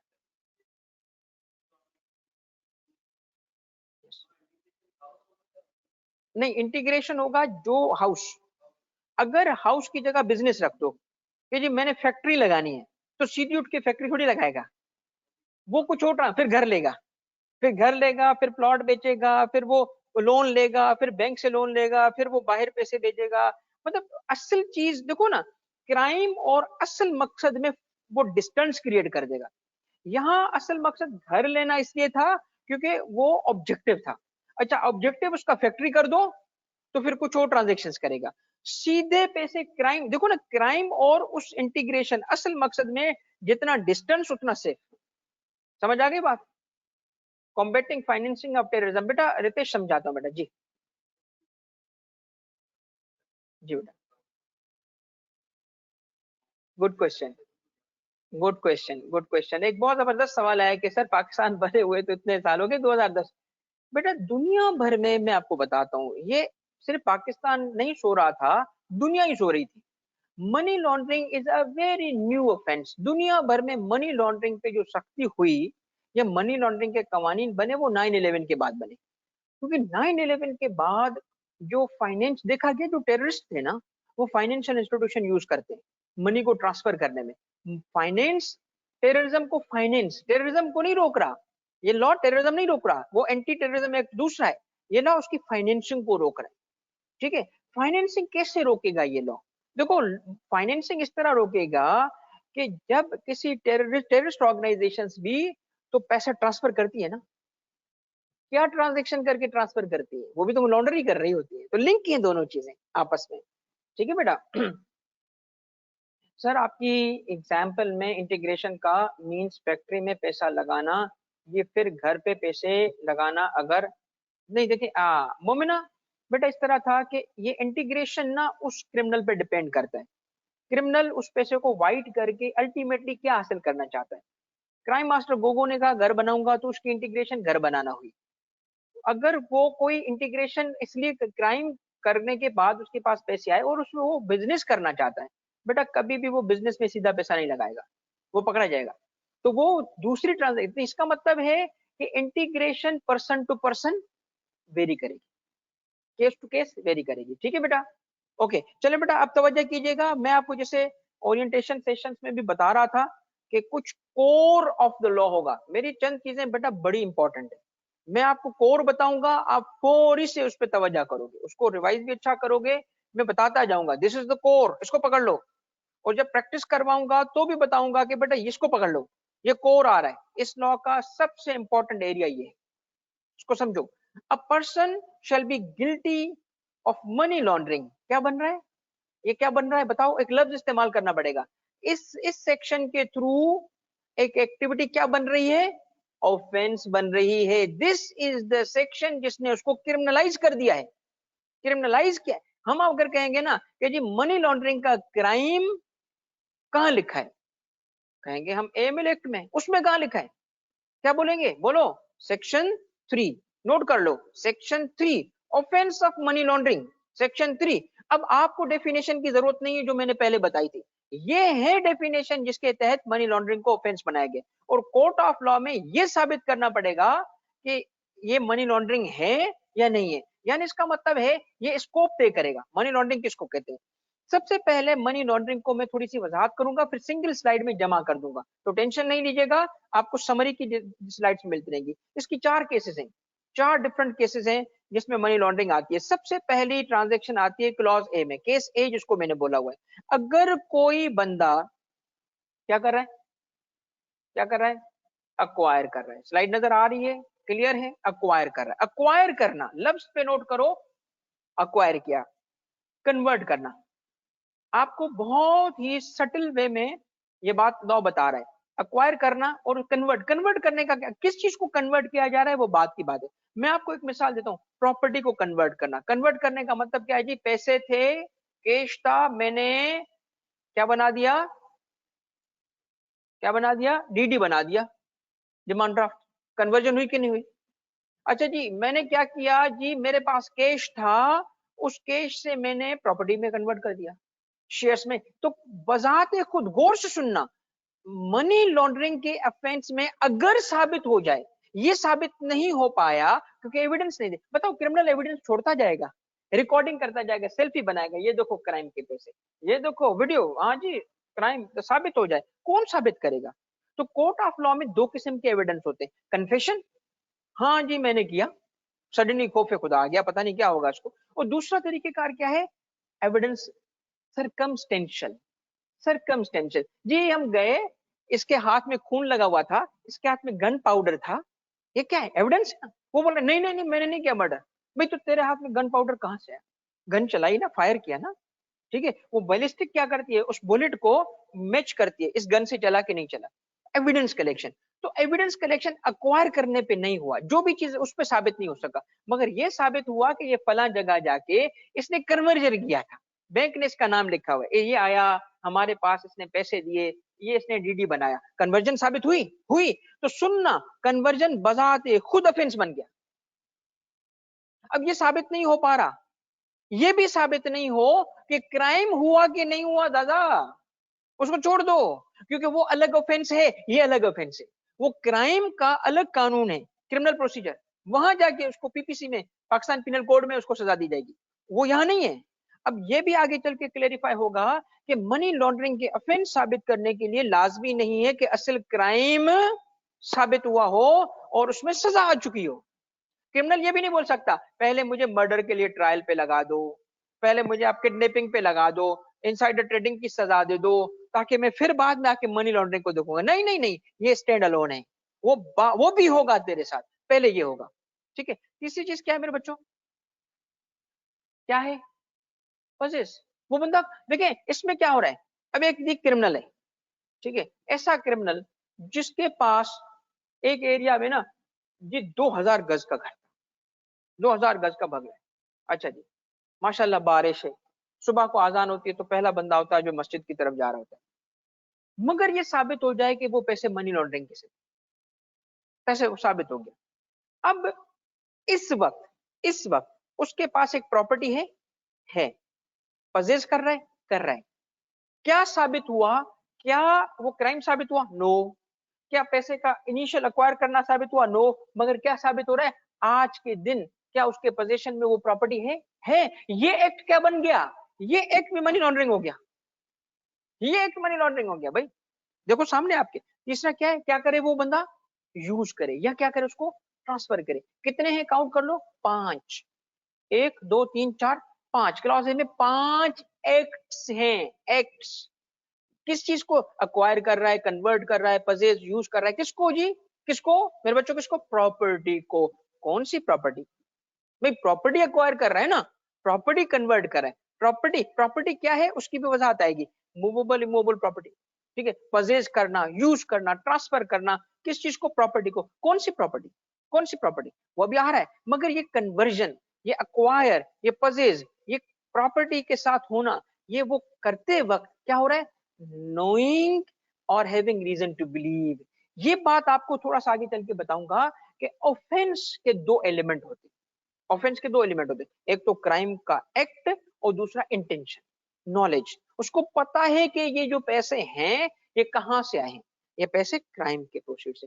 असल बेटा आ रहा है बॉक्स ये, क्या, नोइंग और having reason to believe that such property क्या है। ये फ्रेज नोट कर लो, ये टर्म नोट कर लो, proceeds of crime, proceeds of crime. अब इस स्लाइड को जो समझेगा वो सीधा जन्नत में जाएगा, इस स्लाइड को जो समझेगा वो इस कानून को समझेगा, ये मेरी चैलेंज है, मैं गारंटी दे रहा हूं। इस स्लाइड को जो समझेगा वो इस कानून को समझ जाएगा, ये कानून उसके लिए आसान हो जाएगा। मुझे मेरे बच्चों बताओ, मोहम्मद अली बेटा एक सेकंड रुकना, मैं आपको सवाल का जवाब देता हूं। पहले इस स्लाइड पे अली फोकस करो। सबसे पहले बताओ क्या होना चाहिए, बोलो, फर्स्ट चीज क्या होनी चाहिए, क्राइम का होना। उससे क्या जनरेट होना चाहिए, बताओ बताओ बोलो, प्रोसीड्स ऑफ क्राइम का आना। प्रोसीड्स ऑफ क्राइम बजाते खुद एक प्रॉपर्टी होती है। फिर उस प्रोसीड्स ऑफ क्राइम की जो प्रॉपर्टी है उसके साथ 5 काम करोगे, मनी लॉन्ड्रिंग के लिए आप कन्विक्ट हो सकते हो। यानी यह क्राइम को कन्विक्ट नहीं कर रहा, क्राइम को कन्विक्ट नहीं कर रहा, वो तो वैसे ही कन्विक्टेड है, वहां ऑफेंस नहीं बना रहा, वो तो वैसे ही ऑफेंस बना हुआ है। यहाँ किसको ले रहा है, उसके पैसे को। प्रोसीड्स ऑफ क्राइम को क्या कर रहा है, 5 चीजें करोगे, कौन सी, अक्वायर करोगे, कन्वर्ट करोगे, पजेस करोगे। इनमें से कोई भी साबित हो गई ना, तो क्या साबित हो गया, क्या साबित हो गया। ऊपर क्या लिखा है, टॉप पे क्या लिखा है, देखो क्या लिखा है, shall be guilty of offence of money laundering. आई बात समझ। देखो बेटा second slide, person shall be, कब सेम आ रहा है, रिपीट होगा क्या, केस बी। केस बी क्या है, क्लॉज बी क्या है, कंसील। अब एक्टिविटी चेंज हो गई, एक्टिविटी क्या है, कंसील और डिस्गाइज करे। यानी पिछली चीजें ना साबित हो, ये साबित हो जाए, क्या, इसने कंसील किया, डिस्गाइज किया, किस चीज को, इन चीजों को बच्चा, किस चीज को, ट्रू नेचर उसने छुपाई, ओरिजिन छुपाई, लोकेशन छुपाई, उसको सेल किया था, डिस्पोज किया था, उसको छुपाया, उसकी मूवमेंट को छुपाया, उसकी ओनरशिप को छुपाया। ये ट्रांजैक्शन क्या, true nature, origin, location, disposition, movement, ownership, जिसको डिस्गाइज या छुपाना, किसकी, प्रॉपर्टी की, प्रॉपर्टी की। वही चीज वापस रिपीट होगी, नोइंग और हैविंग रीजन टू बिलीव, क्या, कि वो प्रॉपर्टी क्या थी, क्या थी? प्रोसीड ऑफ क्राइम थी। ये रिपीट हो रही है सारी चीज पिछली। अब क्या हुआ कि एक प्रोसीड्स ऑफ क्राइम थे, प्रोसीड्स ऑफ क्राइम प्रॉपर्टी होती है ना, उससे उस पे प्रॉपर्टी बनी, उसको क्या किया? नेचर छुपाई। छुपाना, एक्ट क्या था? छुपाना, ट्रू नेचर, ओरिजिन। ठीक है, तो हमने ये नहीं साबित करना कि जी इसने ये क्राइम किया, हमने ये साबित करना है कि जी इसने इस क्राइम को छुपाया। छुपाना, ऑफेंस क्या बन गया? उसको छुपाना। समझ रहे हो? आ जाओ बच्चों तीसरी चीज पे, ये रिपीट होगा ऊपर वाला टॉप ताकि आपको समझ आए। क्या कर रहा है वो बंदा? इंडिपेंडेंट ट्रांजैक्शन है, होल्ड कर रहा है। होल्ड, होल्ड या पजेस, किसके बिहाफ पे? यानी जो मदद करेगा वो भी मरेगा, किसी और के बिहाफ पे। यानी आप खुद नहीं, किसी और के बिहाफ पे क्या कर रहे हो? होल्ड कर रहे हो, या क्या कर रहे हो? पोजेस कर रहे हो। क्या? प्रॉपर्टी। कौन सी प्रॉपर्टी? वही जो पहले बताई। कौन सी? प्रोसीड्स ऑफ क्राइम वाली। क्राइम मास्टर गोगो अगर उस घर को बीवी के नाम पे कर देना तो खुद भी अंदर, बीवी भी अंदर। खुद इसलिए कि उसने तो काम किया, वो बीवी क्यों अंदर? Hold and possess. आई बात समझ? रिक्शा वाला सारे फंस गए। मगर देखो इसमें मसला ये है जतिंदर कि रिक्शा वाला, ड्राइवर वाला, इनको पता नहीं था। यहाँ देखो क्या लिखा है मेरा बच्चा, नोइंग और हैविंग रीजन टू बिलीव। उनको पता था, रिक्शे वाले को पता था, वो फालूदे वाले को पता था कि उसके नाम का अकाउंट है। नहीं जी, तो वो कवर नहीं होंगे जतिंदर। क्लियर हो गया बेटा? रितेश क्लियर? होल्ड करेगा वो कंसील, बिल्कुल सही है। ये सारी चीजें कनेक्टेड है। मैं आपको इसको बता रहा हूँ होलिस्टिक। आ जाओ एक स्लाइड में जब आएंगे ना, आखिरी केस क्या है? क्या कर रहा है? पार्टिसिपेट कर रहा है। ठीक है, ये वाला जो है ना, होल्ड और डिस्गाइज को, इसको इग्नोर कीजिएगा। ये इस वाले बॉक्स को इग्नोर करें, कंसील और डिस्गाइज को इग्नोर कीजिएगा। ठीक है, क्या कर रहा है वो? यहां से शुरू करें। पार्टिसिपेट कर रहा है, पार्टिसिपेट कर रहा है यानी पार्टनर है। एसोसिएट, कंस्पायर टू कमिट, यानी अभी तक कमिट नहीं हुआ, प्लानिंग कंस्पिरेसी की थी या अटेम्प्ट किया मगर हो नहीं पाया। एड और अबेट किया, फैसिलिटेट किया, काउंसिल किया, एडवाइस दी थी आपने उसको, या कमिट किया, कमीशन। किस चीज की मेरे बच्चों? ये सारी ट्रांजेक्शन्स क्या है? ये सारी ट्रांजेक्शन किस चीज की है? ये इस चीज की है। वो जो पहले 3 क्लासेस के एक्ट्स थे उनमें आप खुद इन्वॉल्व नहीं हो, आप इस तरीके से लिंक हो रहे हो, तब भी आप मनी लॉन्ड्रिंग में आ गए। अब छोड़ो इन चारों स्लाइड्स को, छोड़ दो, भूल जाओ। ठीक है, इस स्लाइड को देखो। सबसे पहली बात यह है, सबसे पहली बात यह है कि इंपॉर्टेंट चीज क्या है बेटा? इंपॉर्टेंट चीज क्या है? आपके सामने लगी हुई है क्या? Proceeds of crime. इसको डिफाइन तो करें, प्रोसीड्स ऑफ क्राइम डिफाइन तो करें ताकि आगे बढ़ सकेंगे ना हम। जिसकी जो बुनियाद है इस चीज की, बुनियाद इसकी जो है वो प्रोसीड्स ऑफ क्राइम है। प्रोसीड्स ऑफ क्राइम होगी तो लॉन्डर करोगे ना। जब प्रोसीड्स ऑफ क्राइम, आपके जायज पैसे आप मनी लॉन्ड्रिंग में फंस सकते हो, आपके हलाल के कमाए हुए पैसे मनी लॉन्ड्रिंग में फंस सकते हो? कभी भी नहीं। मनी लॉन्ड्रिंग में फंसेगा कौन? जिसने क्राइम किया, उससे प्रोसीड्स आई, उसको लॉन्डर कर रहा है। तो सबसे पहली चीज, सबसे की बात क्या होगी इस कानून की? मुझे बताओ कि प्रोसीड्स ऑफ क्राइम का होना। तो लॉ उसको कैसे डिफाइन करता है? Proceeds of crime means any property, ठीक है, डिराइव्ड और obtained, कैसे? डायरेक्टली और इनडायरेक्टली। कहां से? By any person from the commission. Commission का मतलब है कमिट करना। क्या?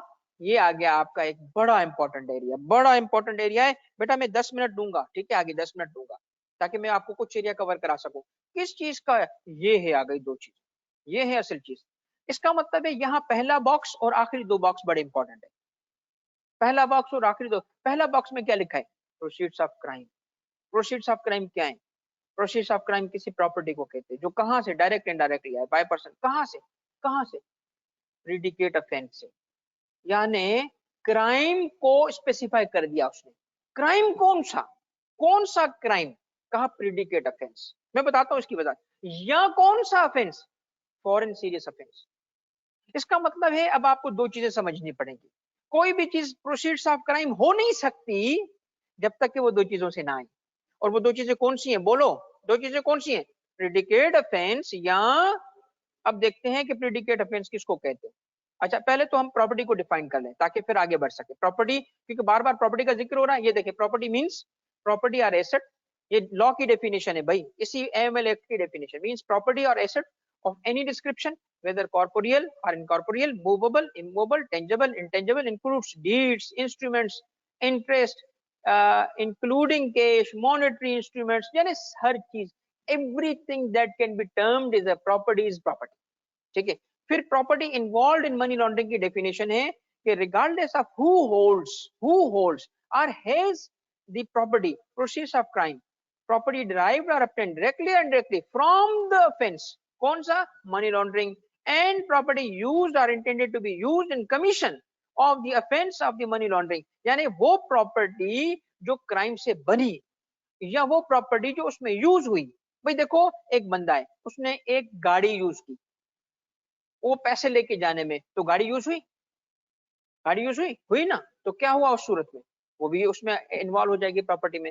अली आरिफ बेटा, आज इस टर्म को मैं एक्सप्लेन नहीं कर रहा, मैं सिर्फ मेंशन कर रहा हूं दोनों डेफिनेशन को, थोड़ा सा आगे चल के दोनों की वजाहत होगी, थोड़ा सा टाइम की कमी है। कॉर्पोरियल इनकॉर्पोरियल किसको कहते हैं, इसकी मैं तफसीली गुफ्तगू करूंगा, मैं सिर्फ आपको एक जनरल आइडिया दे रहा हूँ, इसीलिए इन दोनों को हटा रहा हूँ। हट गई, इसलिए हटी कि मैं इस पे सिर्फ आपको अंदाजा दे रहा था। वापस आ जाए, ये देखें आ गया, वापस आ गया। अब आते हैं इस बात पे, किस चीज पे, प्रेडिकेट ऑफेंस किसको कहते हैं। भाई प्रेडिकेट ऑफेंस कहते हैं मेरे बच्चों किसको, वो जो फर्स्ट शेड्यूल में लिस्टेड क्राइम है। किसका फर्स्ट शेड्यूल, एएमएल एक्ट का, यानी इसका मतलब एएमएल एक्ट 2010 के फर्स्ट शेड्यूल में एक लिस्ट मिलेगी ना, उस लिस्ट में लिस्टेड क्राइम्स, उस लिस्ट के अंदर जो क्राइम्स होंगे ना, उसको क्या बोलेंगे। अब याद कर लो, ये टर्म याद कर लो, अगर एएमएल एक्ट पे सवाल बना और तुमने ये टर्मिनोलॉजी यूज नहीं की, तो फिर आप मार्क्स एक्सपेक्ट ना करो। ये आप लिखोगे क्राइम, आप लिखोगे ऑफेंस, यार ये जनरल लैंग्वेज है ना। आप जब लॉ का पेपर अटेम्प्ट कर रहे हो, तो लॉ के पेपर में one of the important thing is कि उसके टर्म्स यूज करो। अब आप मुझे बताओ, प्रोसीड्स ऑफ क्राइम का टर्म इस्तेमाल करो या आप अपनी लैंग्वेज अंग्रेजी इस्तेमाल करो, money earned from as if के वो जायज थी, अर्नड फ्रॉम क्राइम। मुझे बताओ एग्जामिनर कब आपको वेटेज दे, क्रेडिट दे, जब टर्म्स यूज करोगे ना। तो proceeds of crime is a term, predicate offence is a term.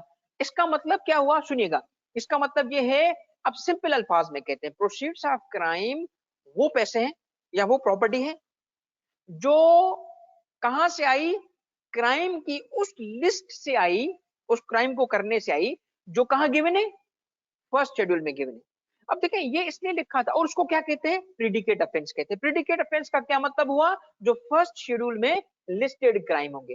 अब सुन लें, असल में one of the difficult task क्या था गवर्नमेंट के लिए, कि कौन कौन से क्राइम को प्रीडिकेट ऑफेंस बनाया जाए। तो दुनिया भर में प्रेडिकेट ऑफेंस की लिस्ट वेरिएबल है, अलग अलग है।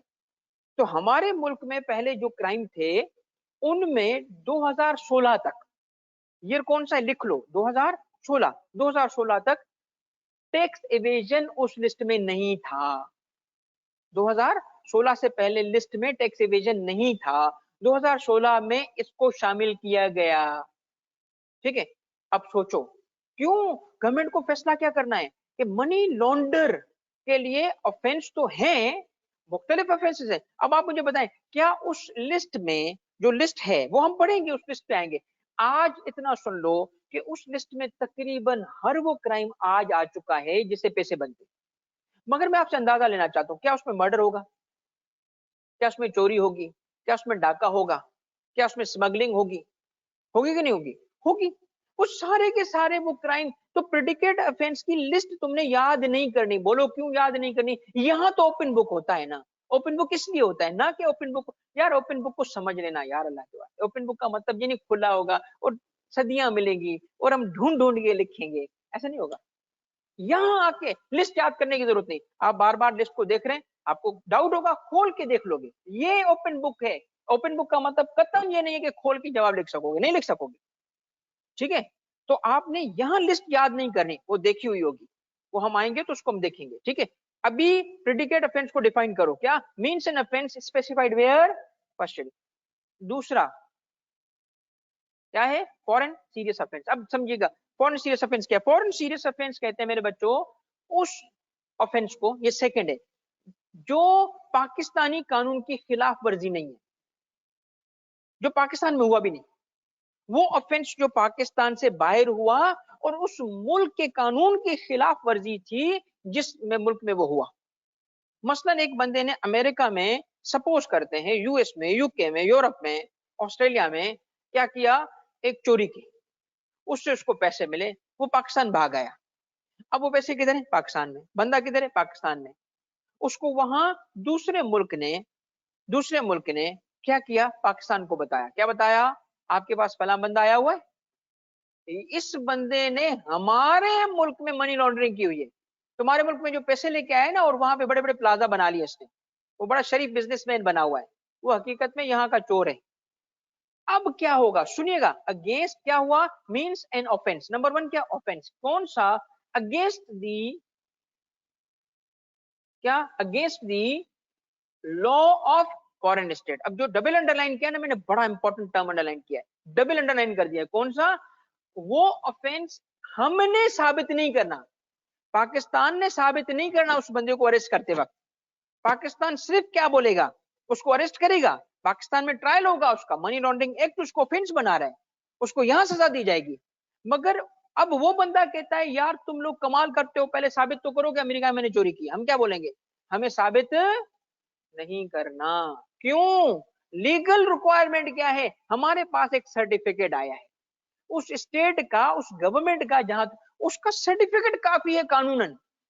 हम साबित कैसे करेंगे? वर्जीनिया में जाओ, अब 2-3 इन्वेस्टिगेटर वर्जीनिया जाए और वहां पे अमेरिका में साबित कैसे करेंगे? नहीं कर सकते। इसीलिए गौर से सुनना, फॉरेन सीरियस ऑफेंस किसको कहते हैं बच्चों? वो ऑफेंस जो कहां हुआ? फॉरेन कंट्री में हुआ। और कहां वो स्टेटेड होगा? वो ऑफेंस स्टेटेड होगा। उसको ऑफेंस बनने के लिए स्टेटेड होना चाहिए। कहां स्टेटेड होना चाहिए? सर्टिफिकेट में स्टेटेड होना चाहिए। कौन सा? इशूड बाय और on behalf of the government of that, उस गवर्नमेंट का, उस फॉरेन कंट्री का एक सर्टिफिकेट आएगा। सेकंड कंडीशन, विच, अब सेकंड कंडीशन क्या है?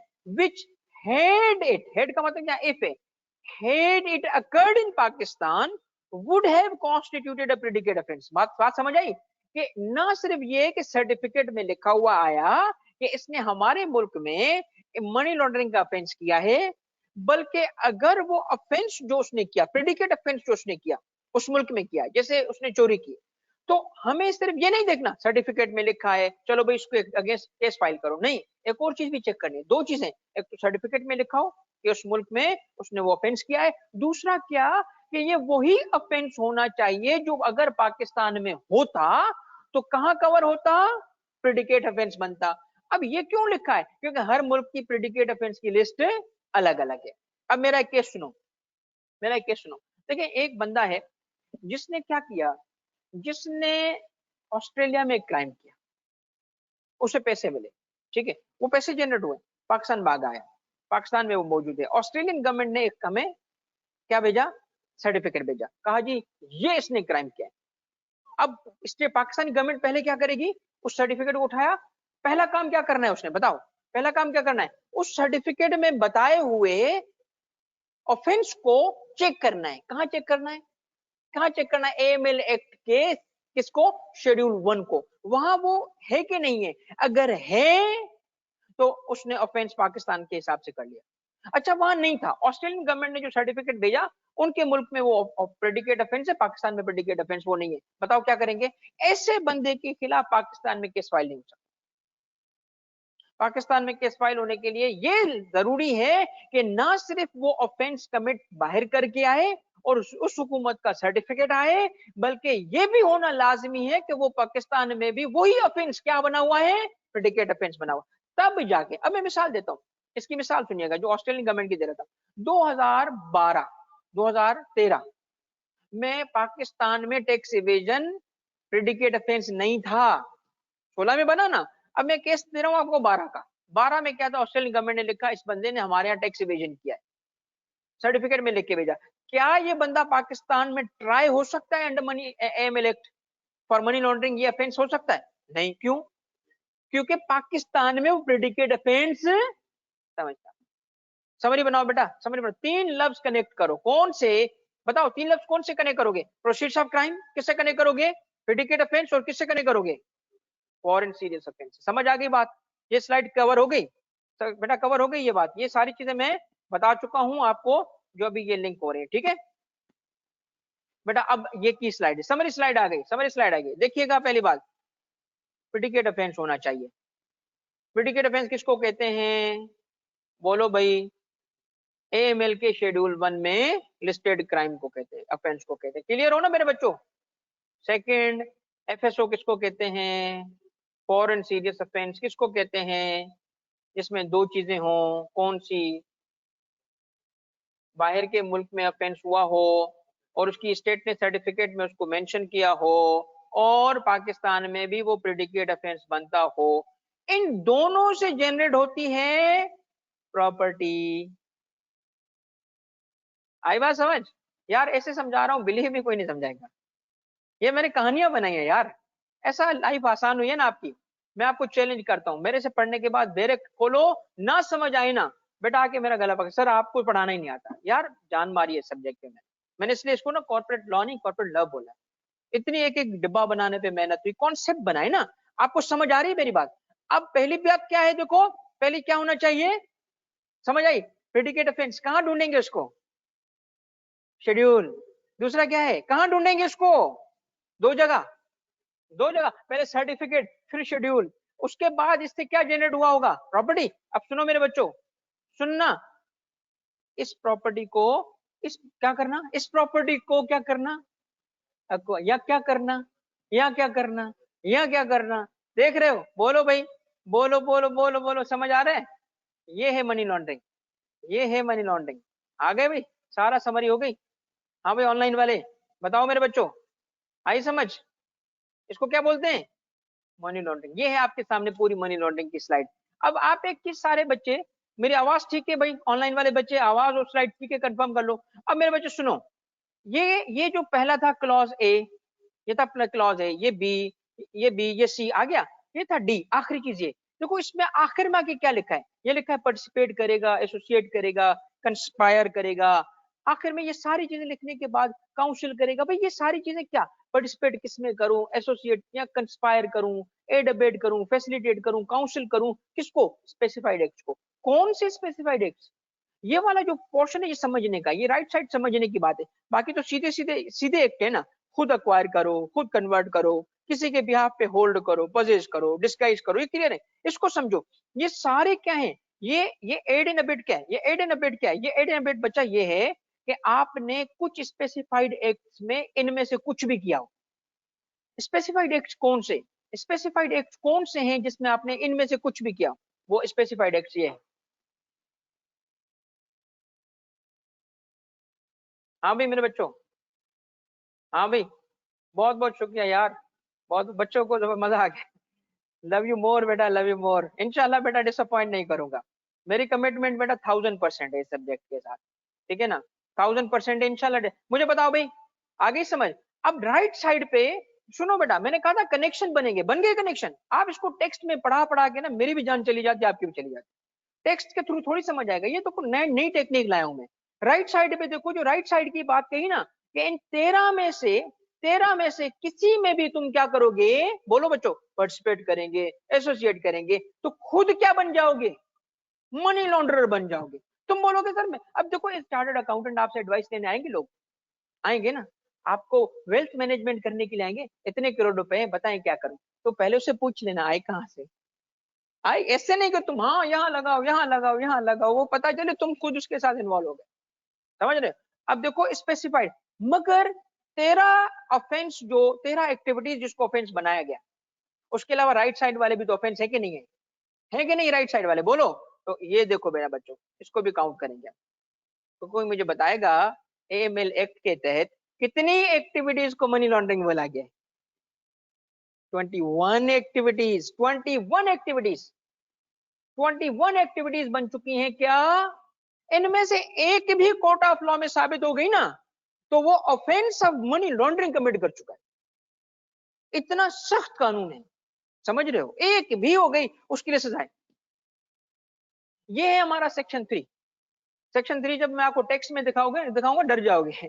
जिस तरीके से ये है आपकी की स्लाइड, बना लो इसकी तस्वीर, आपको वैसे भी प्रिंट में मिल जाएंगे, मगर जब तक मैं आपको जो बनाओ इसकी तस्वीर भाई, बेटा बस थोड़ा सा और टाइम लूंगा, थोड़ा सा। क्या मैं 5 मिनट ले सकता हूँ बच्चों? ऑनलाइन बच्चा, क्योंकि नमाज का ब्रेक किया था ना, थोड़ा सा मैं एरिया कवर करना चाहता हूँ, सही है? चलो बच्चों, अब देखें इस सेक्शन 3 के साथ दो एक्सप्लेनेशन लगी हुई है, दो एक्सप्लेनेशन है। कौन सी एक्सप्लेनेशन है? सबसे पहले एक्सप्लेनेशन ये 3 चीजें कौन सी 3 चीजें? नॉलेज, इंटेंट या purpose. Knowledge, intent and purpose कौन सा? Required as an element of offence in this section. यानी ऊपर लिखा था ना नोइंग, लिखा था नोइंग, तो नॉलेज है, रीजनेबल ग्राउंड्स है ना, वो लिखा है ना। साबित कैसे होगा जी नॉलेज थी? मैं तो मानी। आप देखो, सोचो, एक बंदे ने प्रॉपर्टी अक्वायर की, उस वक्त मनी लॉन्ड्रिंग बनेगी जब उसको क्या थी? नॉलेज कि ये प्रॉपर्टी कहाँ है। इसका मतलब वो तो मानेगा ही नहीं ना, यहां से गोली मारेगा बंदा डाउन, मुझे तो नॉलेज ही नहीं, उधर से पैसे लेके जा रहे हैं, मुझे नॉलेज थोड़ी है कि ये मनी लॉन्ड्रिंग के, क्राइम के पैसे। तो नॉलेज साबित कैसे होगी भाई? देखो, एक बात सुनिएगा, मैं आपको इतनी जबरदस्त बात बताने वाला हूं, और वो ये है, देख रहे हो कैसे निकल रही है, कहाँ कहाँ से चीजें निकल रही है। मैं वो चीजें सीखी हैं कि पहले भी मुझे आती थी, बट मैं वो टेक्निक, क्या, ये चीज, ऑफेंस के एलिमेंट कितने होते हैं तो समझ आएगा ये कॉन्सेप्ट। तो आपको समझ आएगी कि ये क्या बोल रहा था। आप इसको समझो तो उसको समझ आएगी। एक ऑफेंस के एलिमेंट कितने होते हैं? 2। कितने आदमी थे? 2। कौन से? नंबर 1 एक्टर्स, क्योंकि बेटा क्रिमिनल लॉ पढ़ रहे हो, आपको क्रिमिनल लॉ की चीजें सिखानी पड़ेंगी। दूसरा क्या है? इससे पहले एक्टर्स रियस कहते किसको है?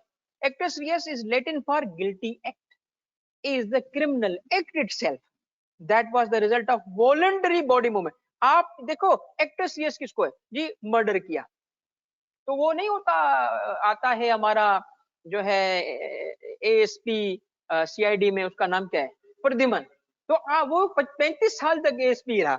बड़ा नालायक एएसपी था, जो हमेशा एसीपी एसीपी बोलते ना, ऐसा नालायक एसीपी प्रमोट ही नहीं हुआ, डीसीपी बना ही नहीं। ठीक है। अच्छा जी, प्रद्युमन क्या बोलता है? कुछ तो गड़बड़ है। और फिर क्या कहता है जी? लाश किधर है? लाश, तो लाश क्यों ढूंढते हैं ये सारे?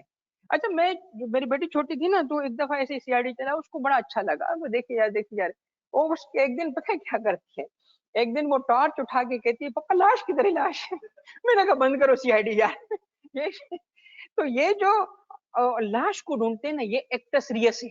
ये एक्टस रियस है कि वो हथियार किधर है, वो चाकू किधर है, वो ढूंढना। जब तक ये सामने नहीं आएंगे, साबित नहीं होगा कि मर्डर हुआ कि नहीं हुआ।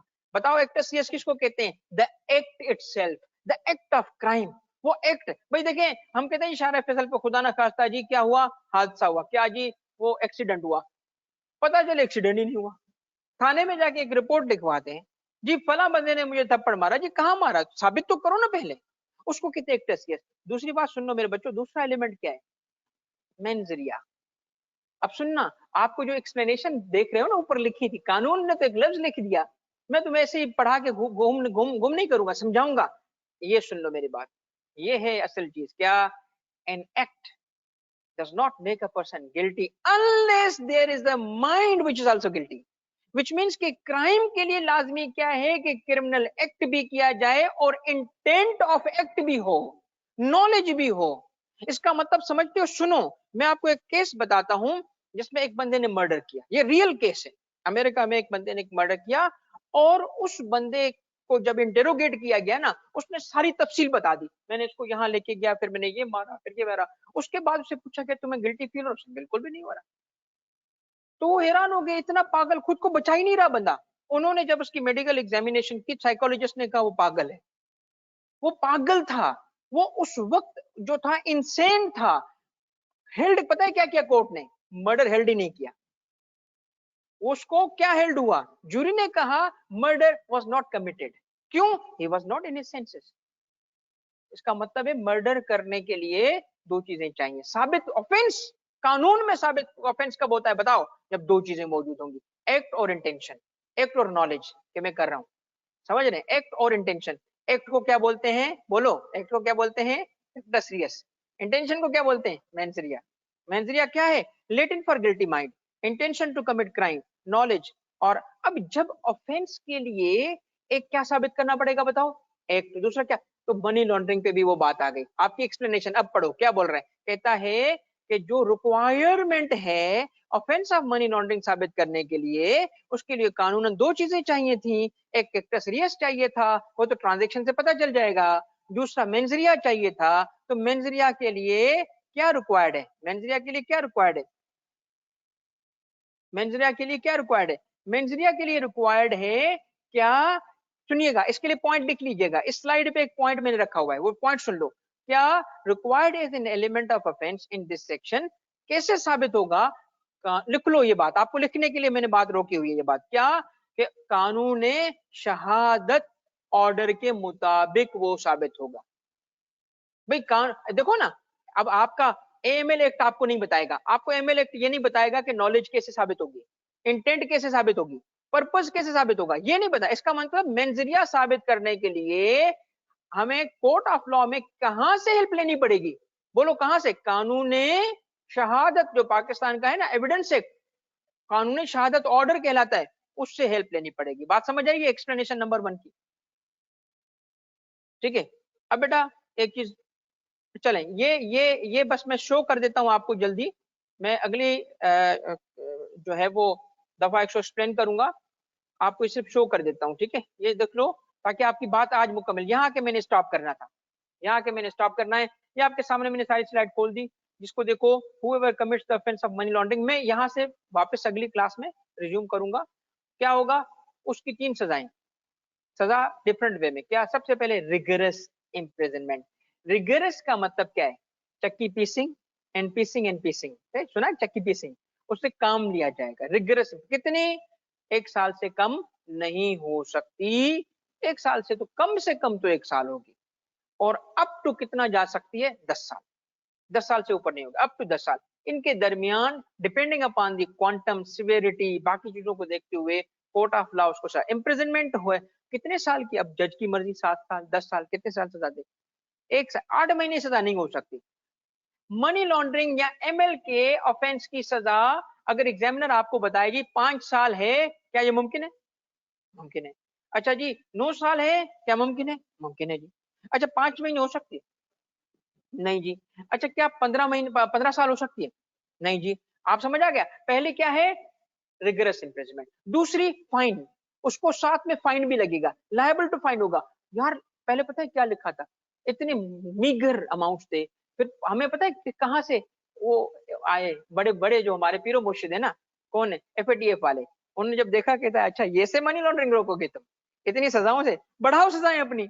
हमने अमेंडमेंट पास करके सजा बढ़ा दी। बताएं फाइन कितनी हो गई? यार 25 मिलियन। कितने करोड़ बने? 2.5 करोड़ रुपए। 2.5 करोड़ रुपए की fine. Fine liable to fine which में extend up to, extend up to का मतलब इससे कम भी हो सकते हैं, मगर मैक्सिमम। और फाइन गौर से देखो, जब कंपनी हो ना, अब लीगल पर्सन का एक कॉन्सेप्ट है, लीगल पर्सन, तो कितनी होगी? सिर्फ मैं चंद चीजें बताऊं, इस स्लाइड को मैं कंप्लीट कवर नहीं करूंगा, मैं आपको आइडिया दे रहा हूं। कितने मिलियन? 100 मिलियन। इतनी हैवी।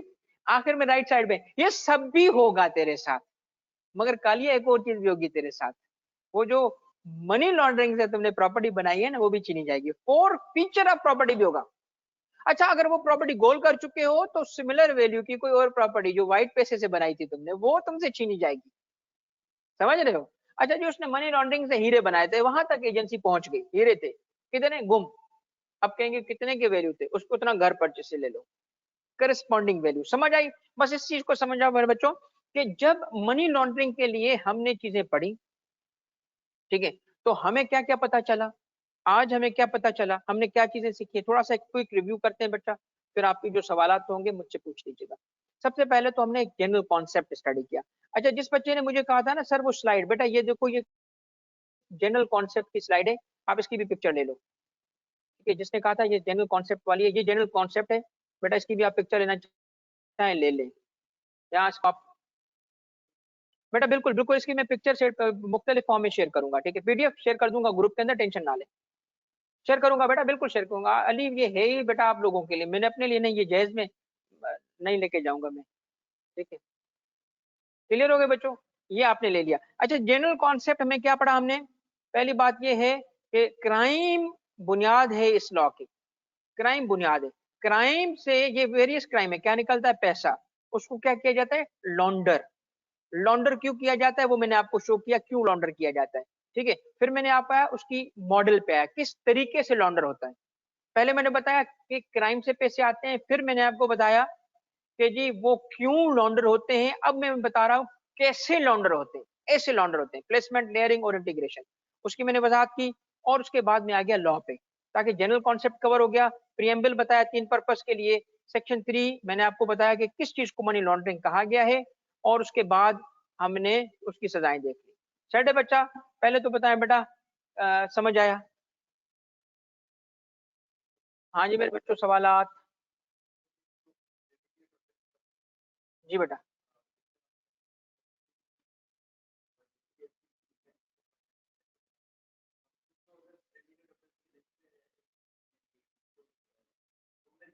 जी हाँ हाँ, good good good good question. देखिए अगर आज एक सुनिएगा, ये सवाल आया, सारे बच्चे सुन लें, कि अगर एक ऐसा क्राइम हुआ जिसमें पैसे हैं, पैसे, पैसे तो प्रोसीड्स ऑफ क्राइम भी है, क्राइम, प्रोसीड्स ऑफ क्राइम मौजूद है। हमने कहा जी क्राइम कौन सा था, हमें उसको देखना पड़ेगा कहाँ पे। जतेंद्र सवाल सारे जवाब दूंगा, अभी सुनिएगा। हमने कहा कहाँ जाएं, हमने कहा जी उसको फर्स्ट शेड्यूल में जाना पड़ेगा। फर्स्ट शेड्यूल में गए तो वो प्रेडिकेट ऑफेंस की लिस्ट में वो मौजूद नहीं है। तो मेरा बच्चा सुन लो, मनी लॉन्ड्रिंग हुई नहीं, मनी लॉन्ड्रिंग का ऑफेंस ही नहीं है। For money laundering the crime has to be a predicate offence.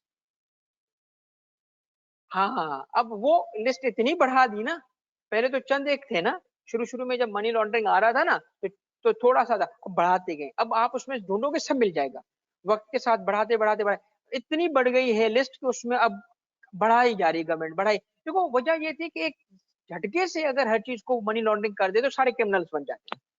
Slowly slowly slow gradually वो ऐड करते जा रहे हैं, मगर अब बहुत बड़ी लिस्ट हो चुकी है। मैं शो करूंगा, आप देखें, वो कस्टम से रिलेटेड, हर किसी चीज से रिलेटेड जो क्राइम है उसमें आ चुके हैं।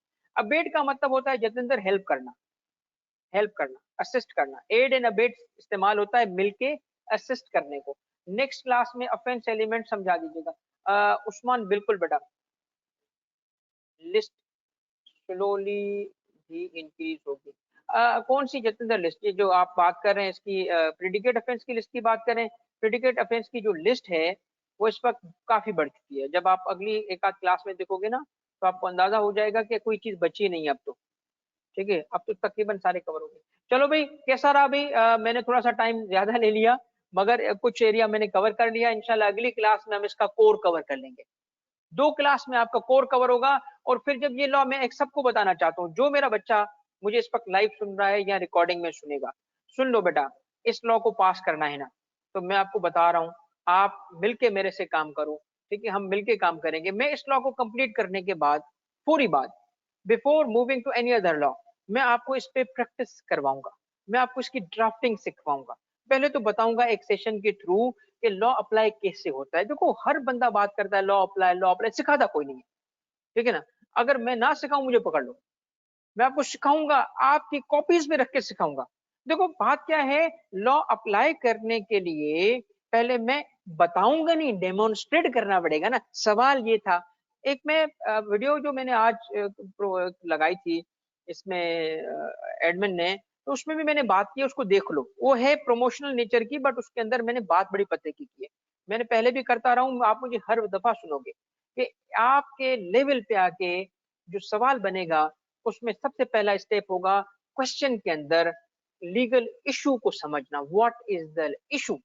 वो आपको एक केस देगा, तो केस में हमें आइडेंटिफाई करना पड़ेगा लीगल इशू। फिर उसको नंबर 2 जोड़ना पड़ेगा, कनेक्ट करना पड़ेगा रेलिवेंट लॉ से। उसका रेलिवेंट लॉ किसका, एक्ट कौन सा है, ऑर्डिनेंस कौन सा है, रेगुलेशन कौन सी है, उसमें एक उसको हिट कर रहे हैं या 2-3 लॉज उसको हिट कर रहे हैं, उसे लिंक कर पाना। और तीसरा क्या होगा, उस लॉ के मुताबिक उसको अप्लाई करते हुए उस केस पे, अप्लाई करते हुए उस केस पे आप ड्राफ्टिंग करना। वो ड्राफ्टिंग जब की जाती है तो लीगल रीजनिंग की जाती है। वो लीगल रीजनिंग कैसे होती है वो पूरी सिखाऊंगा। और फिर एक नतीजा निकाला जाता है। अक्सर बच्चा कंक्लूजन करता ही नहीं। अलग अलग किस्म के मॉडल्स हैं बच्चों के जवाब लिखने के। एक बच्चा वो है जो अगर एप्लीकेशन ऑफ द लॉ करता भी है तो कंक्लूड करना भूल जाता है। कंक्लूड करना कि नतीजा निकाले, क्योंकि वो लीगल इशू है तो किसी नतीजे पे पहुंचे होंगे ना।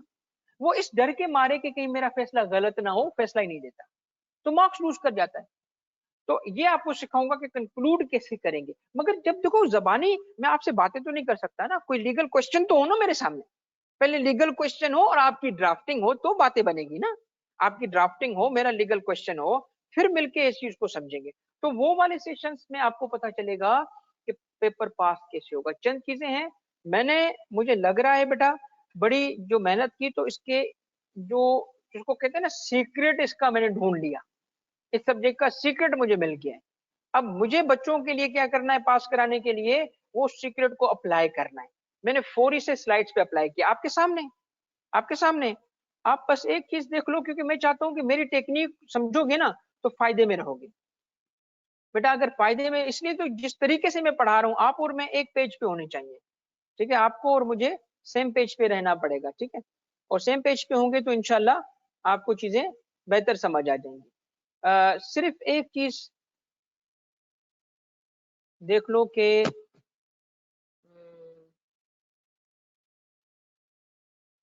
ये देखो बेटा, ये बैरक है। अब मैं अगर आपको यूं यहाँ पढ़ाता, ये प्रियम्बल है जी, ये पढ़ाता, मुझे बताओ अलग करके स्लाइड में 3 अलग करके दे दिया, आपको आसानी लगी या इसको आसान होगा? इसको पढ़ाऊं वेर इज करके, ये वही है। इसमें क्या लिखा है? Where is it is expedient to provide क्या for prevention of money laundering, क्या लिखा है? कॉम्बैटिंग है, ये वही तो है। इसको पढ़ना आसान है या उसको पढ़ना आसान है? अच्छा, एग्जामिनर मुझसे यूं पूछेगा क्या कि रट्टा लगा के पूरी लैंग्वेज लिखो? नहीं, असल में उसका मकसद। चलें, ये देखो भाई, ये 3 चीजें हैं। आप ये देखो, इसकी मनी लॉन्ड्रिंग का जो आपने एरिया कवर किया ये था, इसको मैं यूं पढ़ूं या स्लाइड के थ्रू कनेक्ट किया, ठीक है। ये देख लो बेटा, ये एक्सप्लेनेशन थी।